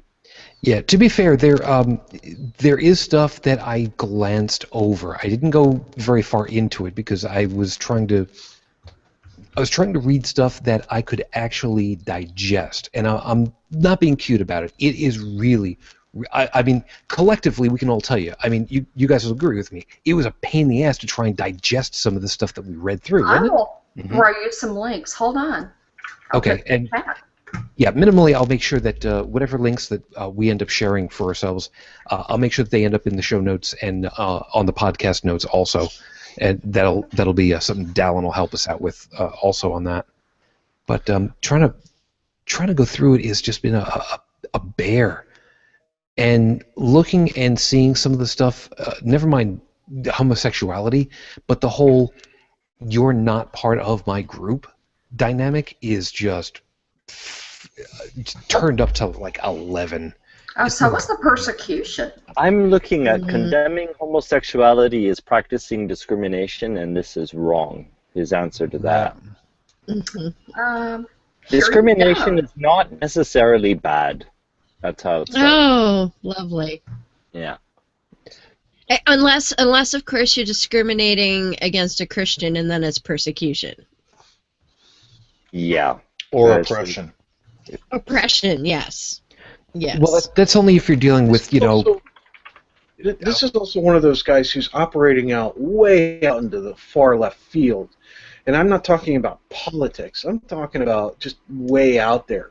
Because, he's one of those who believes through his previous statements, when you put them all together, is that people who say that they don't believe in the Bible are just fooling themselves, that they automatically know in some deep, intelligent, deep hidden nugget inside their body, maybe like in the subcockle area, that they know the Bible to be truth, and they know that Jesus Christ is real, and that Jesus Christ is the Savior and everything.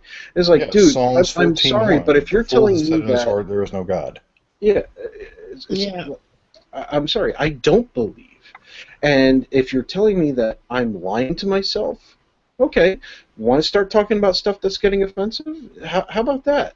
You're telling me that, no, I'm lying to myself, that I don't know what I'm talking about, that I'm full of it. It's like, he's telling you that he knows better than you. Yeah. You don't know me. Yeah. You don't know yourself. Doubt your senses. Doubt yourself.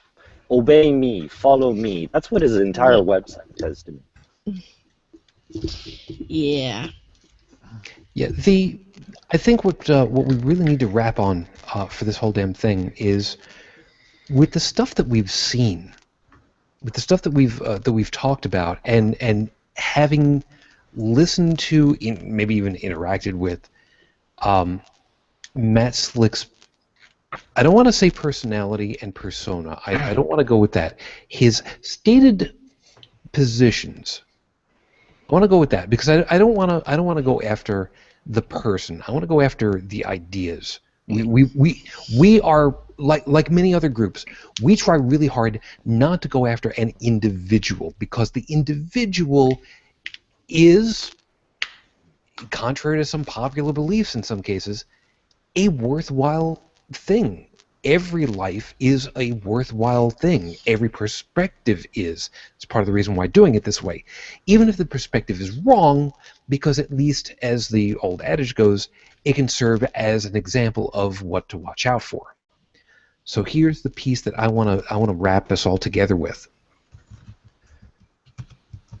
what have we talked about so far that has made you more want to find out what the positions stated are so that you can better understand them and rip them apart for later? I guess is where I want to end up with. Now, I know I'm packing a lot into that, and I know that I'm doing the idea that we know that we've got the answer better than he does, and I will freely admit that I'm putting that bias in there, mainly because we do. But the point of it is we have to go from a standpoint of, if we didn't think that we had it right, we wouldn't end up talking about it in this angle. And that's not necessarily a bad thing. It's the contention of learning. And really that's you have to start from, do I know what I'm talking about? Put it up against a wall and see where it goes. So I wanna kind of take us through each of these and see if at this point the answer is I really don't know. That's cool too. So we'll work it from there.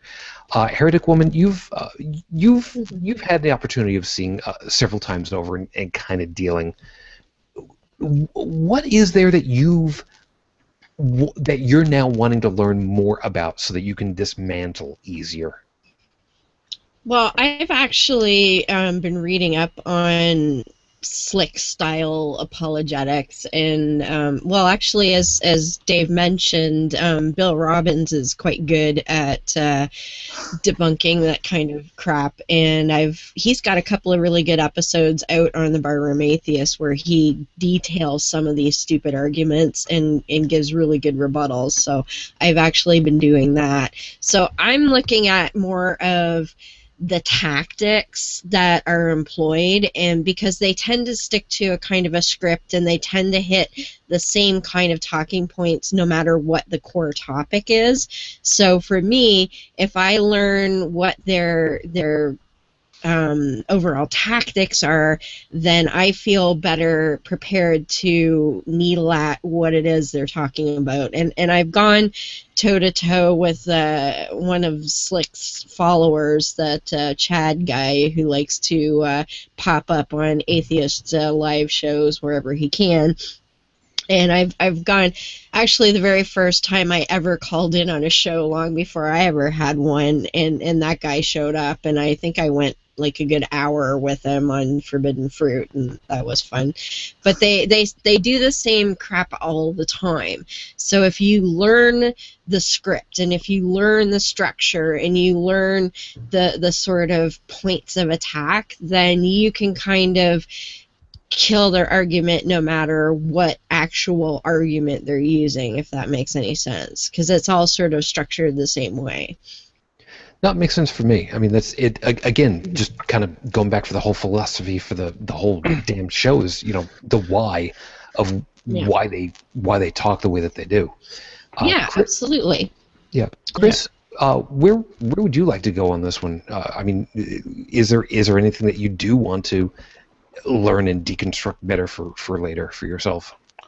For me, it's the slick style apologetics and religious apologetics in general are a great exercise in understanding logic, logical fallacies, reasoning in general, looking at the way people attempt to sow confusion, shift the topic, shift the burden of proof, etc. And when you learn to see and recognize that in one instance, in one area of life, it becomes a lot easier to do it in other areas. And after a while, there might be a news article, a political broadcast or statement, whatever. When someone employs these tactics, it becomes glaringly obvious on there, and I think that's a really useful skill to have in life. Fair enough. Tech, What would you like at this point? Dude, I'm the comic relief. What the hell do you expect out of me? Not any much more than that. That's fine. My role model is Chun-Li from Pawn Stars. Give me a break, you know? I don't have a lot to work with in the first place. Well, actually, what I do is I like watching the debates by the professionals on both sides of the coin here, okay? Because Matt Slick, despite his arguments and the style that he uses, whether it's Gish Gallop, circular logic, or whatever the case might be, he is a professional at this, and I am not, okay? But then again, the other side of the coin has great professionals. You've got Bill Nye the Science Guy when he went up against Ken Ham. You've got Neil deGrasse Tyson with the conventions that he goes. Let it go. Yeah, with Neil deGrasse Tyson when he does his conventions and he does his group gatherings and he allows the audience participation, especially when he interacts with the children, you know, because then it really gets down to really good questions. Like when his mind was blown when a little kid asked him, "Well, what happens when two black holes collide?" And he's like, "Dude, what grade are you in? You need to be in a higher grade, you know, because you're a kid and you're thinking of these things, you know." So there's both sides of coins, and I love to watch them both because I actually do learn from them, and the things that I learn I end up passing on to my son, so that when he grows older, he'll be able to go, just like, you know, George Carlin, he sounds smart, he's full of shit, you know. So that way he knows when he's being given the runaround or when somebody's trying to use circular logic or a Gish Gallop or whatever. Even if he can't identify the names, he can understand when somebody's trying to pull one over on him. And that's what's important to me. Not so much that me as a person who's growing, but him. My legacy is growing. My legacy will have that knowledge to determine for himself, through his knowledge and his experience and the things that he's picked up off of me, things he's picked off of school and textbooks and scientists and everybody in general, that he's able to live his life happy and free and the way he wants it to be, as long as he's not harming other people in the process.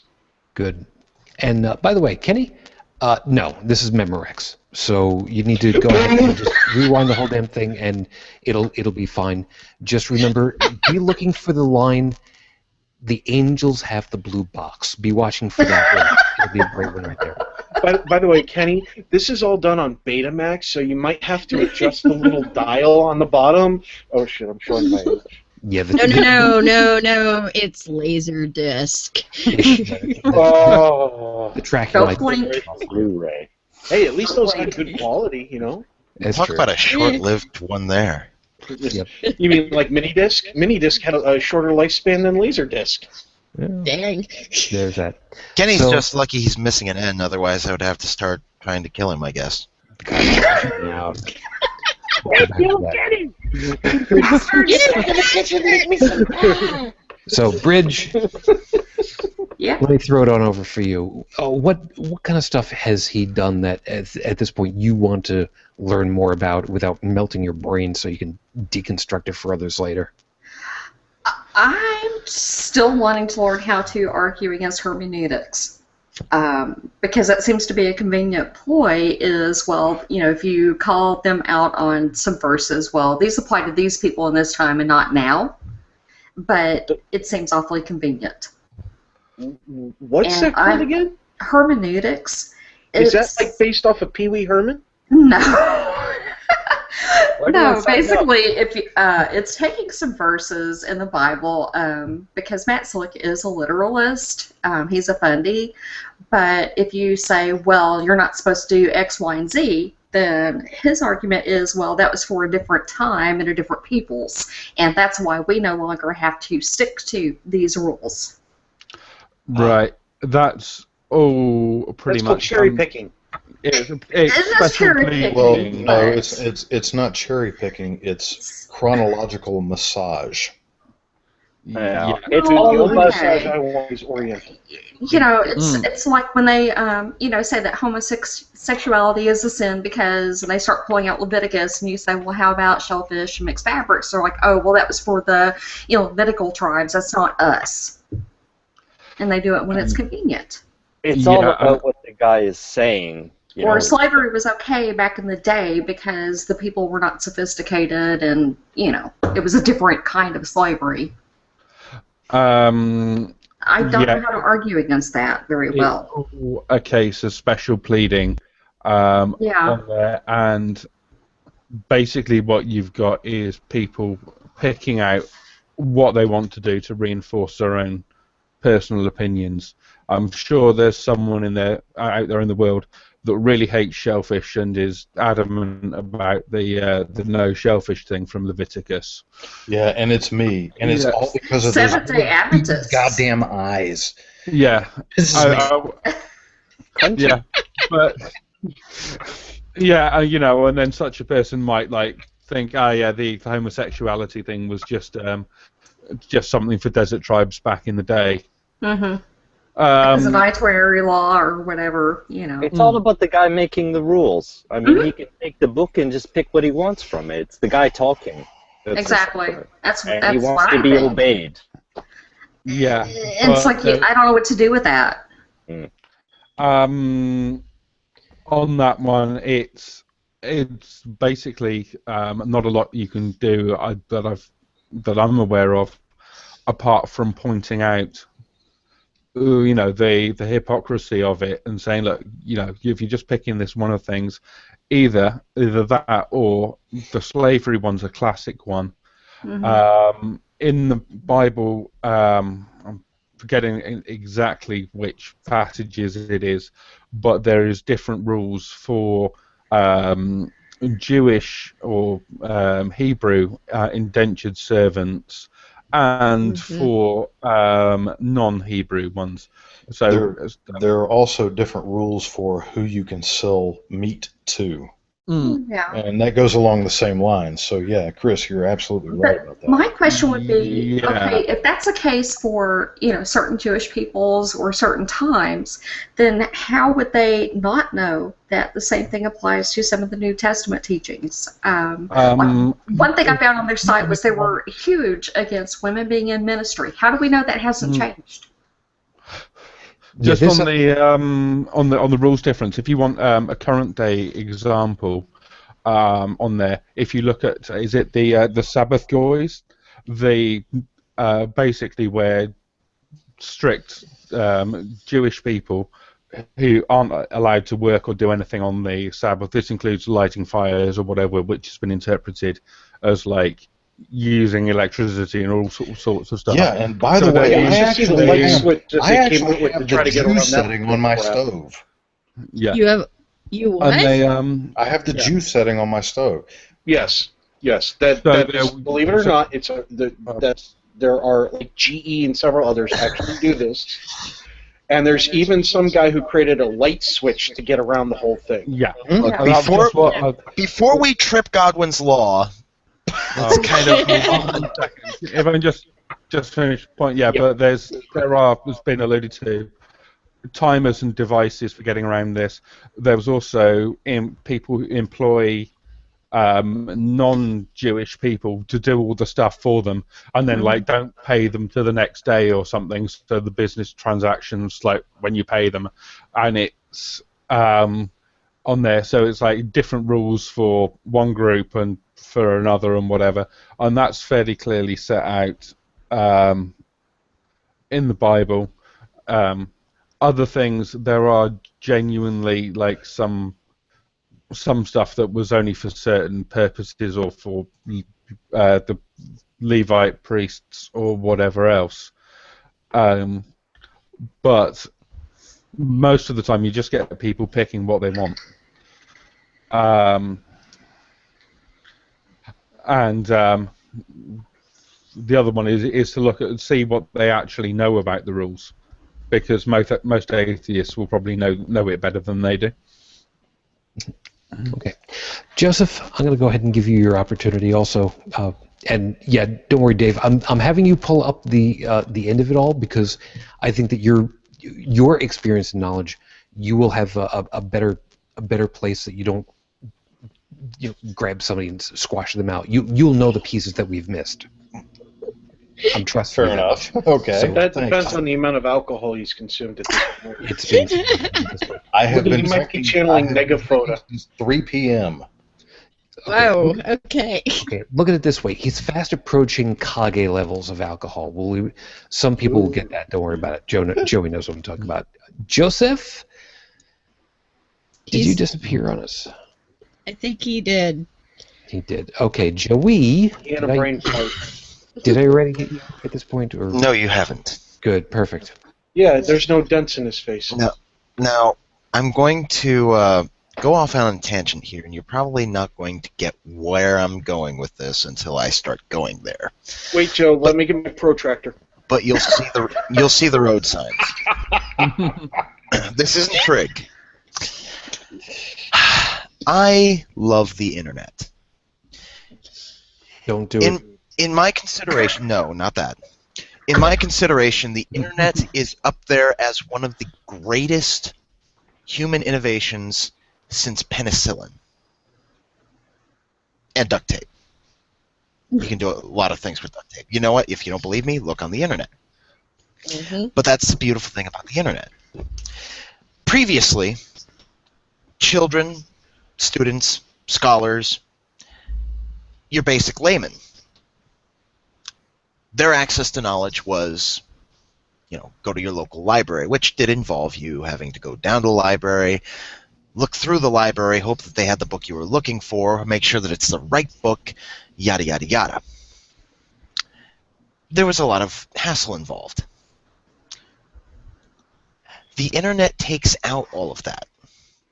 Because while not all the information you find in the internet may be relevant or, factual or whatever, you have an ample amount of information out there that is just free to grab, that you can gather information from many different sources on many different things and make your own decisions, your own educated decisions on it. And this is why I'm very hopeful for the future. I try to be, at least, because the kids today who have access to this wonderful invention that I did not when I was a child will be far, far smarter than I am, and I can only hope so. In fact, we already have living proof. But what I'm getting at is that it doesn't just educate kids and everybody else on facts and other matters, because, and this is where I'm going to have to break the PG at least for a moment, but it's just on one word. It also educates them on bullshit. It educates them on how to detect bullshit. And to quote George Carlin, which I do oh so often because, let's face it, it's George. Most people seem indoctrinated to believe that bullshit only comes from certain sources, or certain places, certain sources. Advertising, politics, salesmen. Not true. Bullshit is everywhere. Bullshit is rampant. Parents are full of shit. Teachers are full of shit. Clergymen are full of shit. And law enforcement people are full of shit. Children have to be told there's bullshit coming down the road. They have to be warned that life is about detecting the bullshit and fending it off the best they can. I couldn't have asked. And I can find no better example than Mr. Slick's well put together and diligently filled out ode to bullshit. That is CARM.org. There's my piece on it. Well put. All right. Joseph, so let me give you your chance on this one. Is there any piece of his that you just want to learn more so you can just decimate it your own damn self? Well, everybody had good points. I'd just like to tie it all together if I can, in a bit of a different context maybe. But all of us as humans, our primary goal in life is to adapt to our environment. And people like Matt Slick, they're like a needless middleman to that. We should be looking at our environment and by that judging what's good and bad for ourselves. But instead, people like Matt Slick, they segregate a portion of the population from everyone else, and they remove that ability to adapt, to decide for themselves what's right and what's wrong. And it's in using confusing language like he's using, like this is what's to watch out for. Language like his that obfuscates reality, there's different interpretations of it, whereas you should be able to just look at reality for what it is. And like Joseph said, the web is great for that because we can really see what's out there. Whereas before we relied on authority figures to have knowledge for us, to educate us. But now we can verify things for ourselves. Good on you. All right, Dave, I'm giving you the last piece to grab us all with before I just go ahead and wrap us on this. And by the way, I'm sorry, Kenny, please forgive me. I haven't gotten to you just yet on this question that you've posed up because I need to finish off with the regular stuff. We'll get to your answer in a minute. I'm not trying to hold you. It's just a matter of that formatting, and we got a little bit of a time constraint. So, Dave, as far as you're concerned, is there a piece that you want to learn better? You've had a lot more experience, so I don't think that there really is. Or alternatively, is there a piece about all this that you think that we should have a better understanding to better protect ourselves, to mentally, to be able to understand this stuff, to be able to take it apart? Okay, 3 quick things. Sure. First, Beth, I know that you will listen to this if you're not already, and I appreciate your comment that I control myself better drunk than most people control themselves sober. Secondly, Joseph. How many times have I said that? Is that with or without the, Playing with the gun? My gun is not even downstairs right now, so. What about Joey has his right by his side? Yep, there it is. Yeah. Going on. Shit, now I can't even remember what Joseph said. That happens. Yeah. Sorry. But the third thing that I wanted to say was something about what Joseph C. had said. Fuck, now I can't even remember that. Okay, well, now I've failed at the first thing. Fuck. Well, about 1/3 of everything I said was bullshit. I'm not going to go there. He's testing you. To answer the prominent question, there is nothing that I feel that I need to learn from Matt Slick in particular. There is nothing that I feel that I need to learn from any apologist in particular. My focus is on getting to the root of the argument itself. How is it that Christianity, or indeed any other form of religion, might be viable and workable? That's where my focus is, and that's why I focus on science. Because we can argue semantics, we can argue language, we can argue philosophy all day. But the fact of the matter is, if religion doesn't match up to reality, then there is no reason to have religion in the mix at all. None.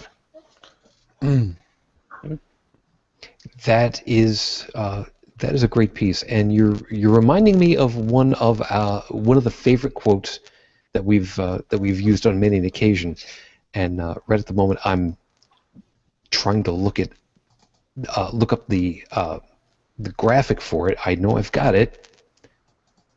Let me just grab that really quickly and post that up because it is one of our best. Where the hell is it? There it is.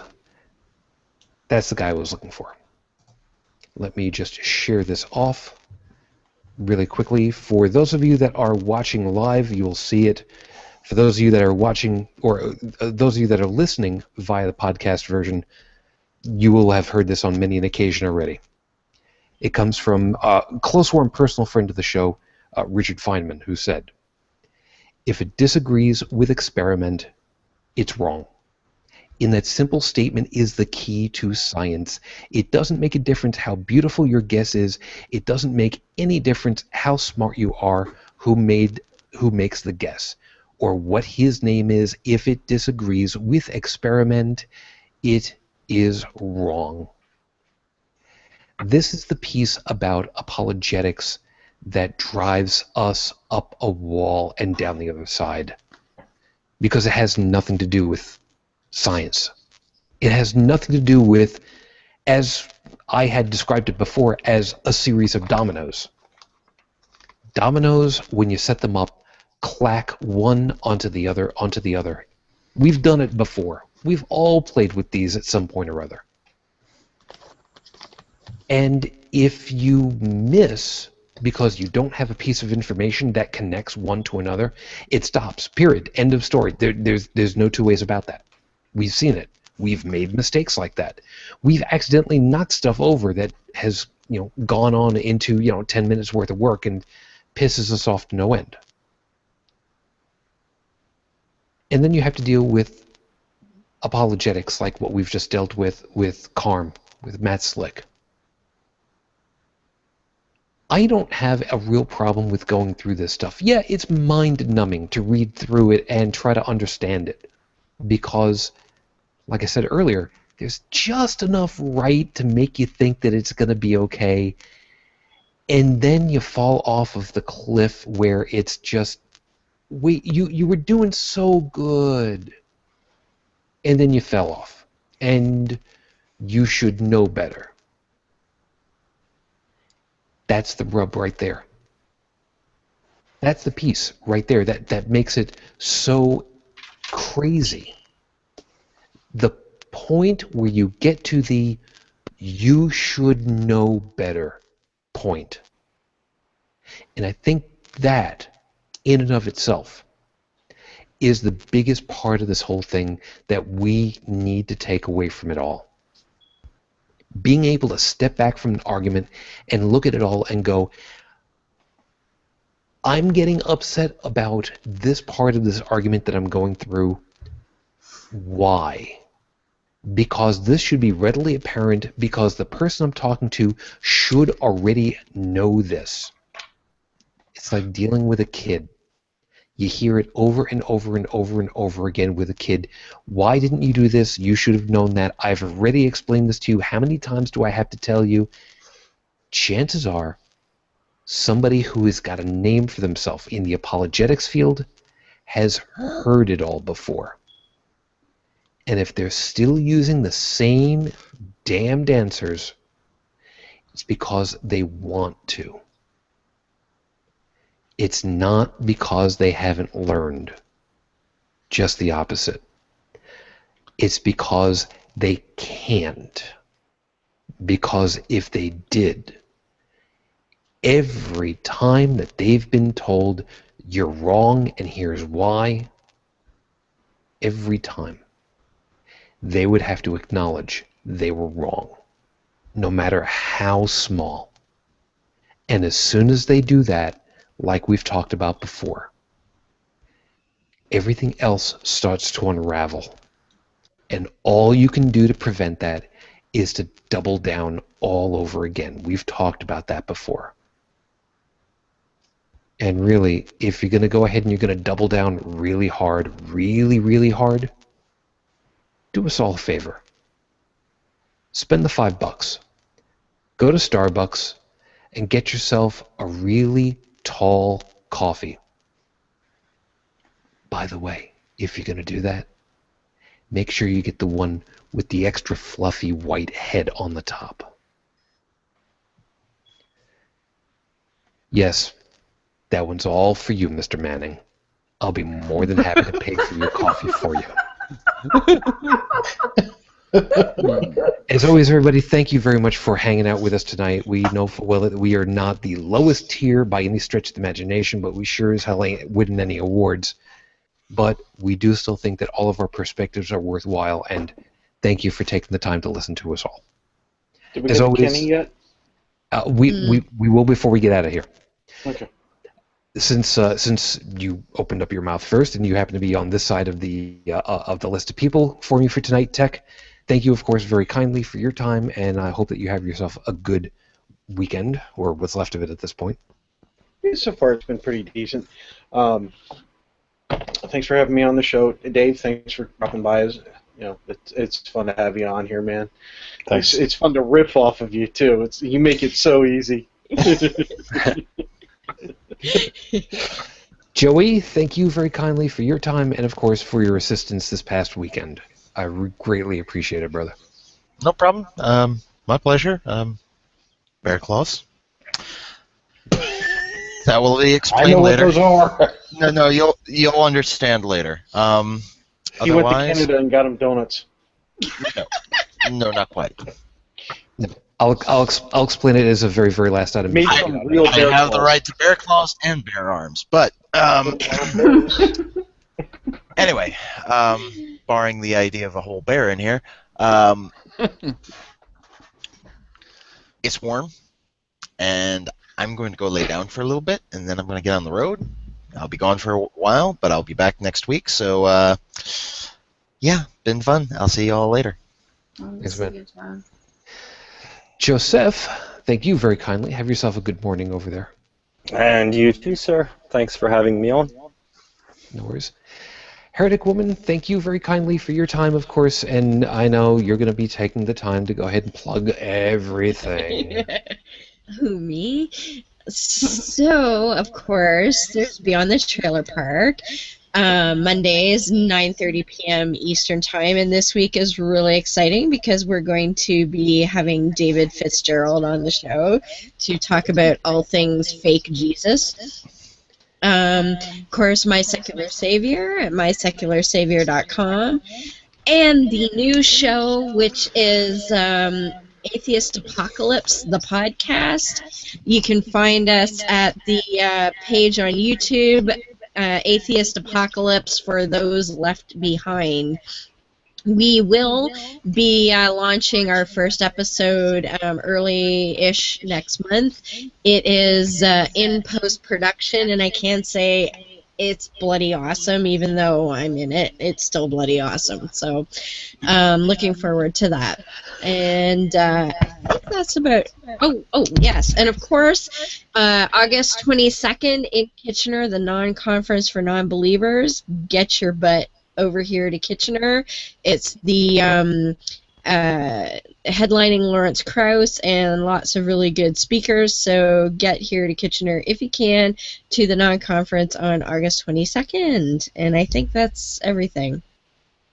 Funny enough, that's closing on TT's birthday. Maybe, I don't know. We'll see about that. Anyway. Oh, dude, seriously. Well, we've got go-karts in her future, but we'll see about that. Chris, thank you very kindly. Have yourself a good morning, and of course, as always, thank you so much. Oh, thank you for having me again, Shujin. Been a pleasure to be here. And to Kenny in the Q&A. It wasn't something that we're planning to cover this show, but if you hit me up on Facebook, I may be able to help out with that or put you in touch with the other hosts. Yeah. By the way, what does it say on your screen tag there? The bottom edge of it is all caught up. Oh, this is a response to Foda's. He's not Matt Fleck. He's a very naughty boy. It's like, you can keep your naughty boy. I'll take the zoo. Monty Python reference for the win. There you go. And Bridget, thank you very much for your time. I appreciate it, hon. You have yourself a good morning. You too. And oh yeah, by the way, I hope that you guys are still enjoying having the First Church of Cannabis out there still doing their thing, yeah? Yeah. Yeah, that's something that we're planning on talking about sometime in the fairly near future. I gotta get a couple of things arranged. You can tell she's in Mass right now. Bill Levine is my hero. Okay. And last, certainly not least, by any stretch of the imagination, I will call you Mr. Foda for just a couple of moments because, truly thank you. I really do respect you for taking the time out. I mean, this is wonderful. I grandly appreciate it. And plug all of the stuff. And thank you, man. Really, really thank you. You know what? I really appreciate that. I'm not going to spend a whole lot of time plugging. I've got several projects in the works. The biggest thing that I have going on right now is prepping for not a very lengthy, but a very meaty lecture that's going to happen here in Charlotte in early September. But if anybody wants to find me, they can certainly find me at facebook.com/dave.foda. I answer all private messages, regardless of where they come from. And anybody can send me a friend request. Anybody can comment on my page.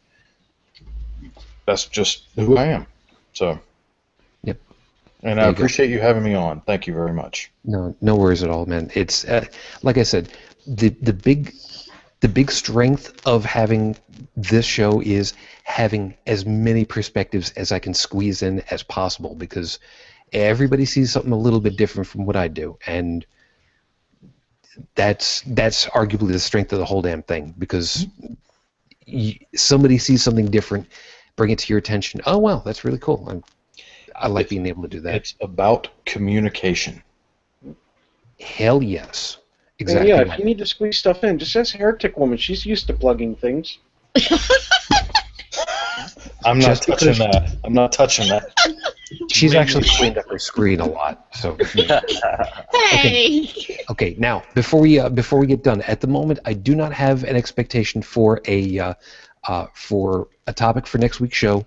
I will get to that as soon as I can. My summer is going to be a little bit different.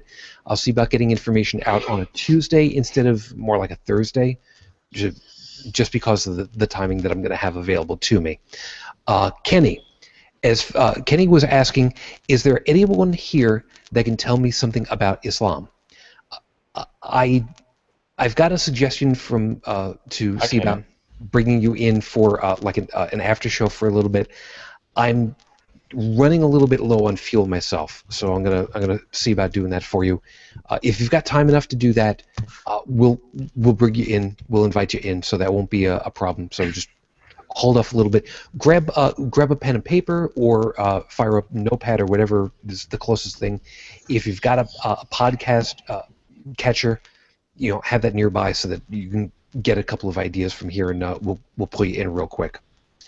Otherwise, everybody else who's been listening, of course, on the podcast feed or here on the video series, first off, of course, thank you so very much for your time. We will be looking forward to seeing you guys, of course, next week. If you would like to send information over to us, you can send it on Twitter at HolyCrapTV, or if you can send it over to me at ShujinTribble. If you want to swing on over to the website and pick up the podcast feed and send over some information, get all the links, you can go over to holycrapthevlogcast.com, and you can contact us all from over there. Email, G+, Facebook, Twitter, everything is all over there. I will be showing up in a couple of episodes of the Imaginary Friend Show Dotcom Podcast because Jake was slumming really hard and decided he was going to ask me to be on again, which apparently, from what I understand, this may very likely be the last week because kind of tried to make a little bit of a coup with Nick. It didn't quite work. He's still got control over it all, so we'll see if he ever gets me in again. It's probably going to involve a lot of alcohol, promised. I don't think it's going to happen. Did D-Roy try to take the show over? No, just me. All right. Just me. But in any case, with any luck, we will catch most of you, if not all of you, again for the next show. In the meantime, of course, as always, gotta catch them all. Of course, as always, everybody, just before we go, if you have not yet found out about the news feed from 2015 for Anthrocon on the NPR news feed, check that out sometime in the near future. If you're listening from 3025, NPR used to be a news organization way back when, before they took over the rest of everything else, but we'll talk about that another time for you guys. Until the next time, as always, thank you all for hanging out with us. We'll see you again soon. And, of course, to my lady, Matane Fujin. I love you and I miss you. Dream of me. As always, everybody, I wish you the peace I no longer have. I wish you the strength that I've learned. I wish you well. And until the next time we get together, everyone, good night.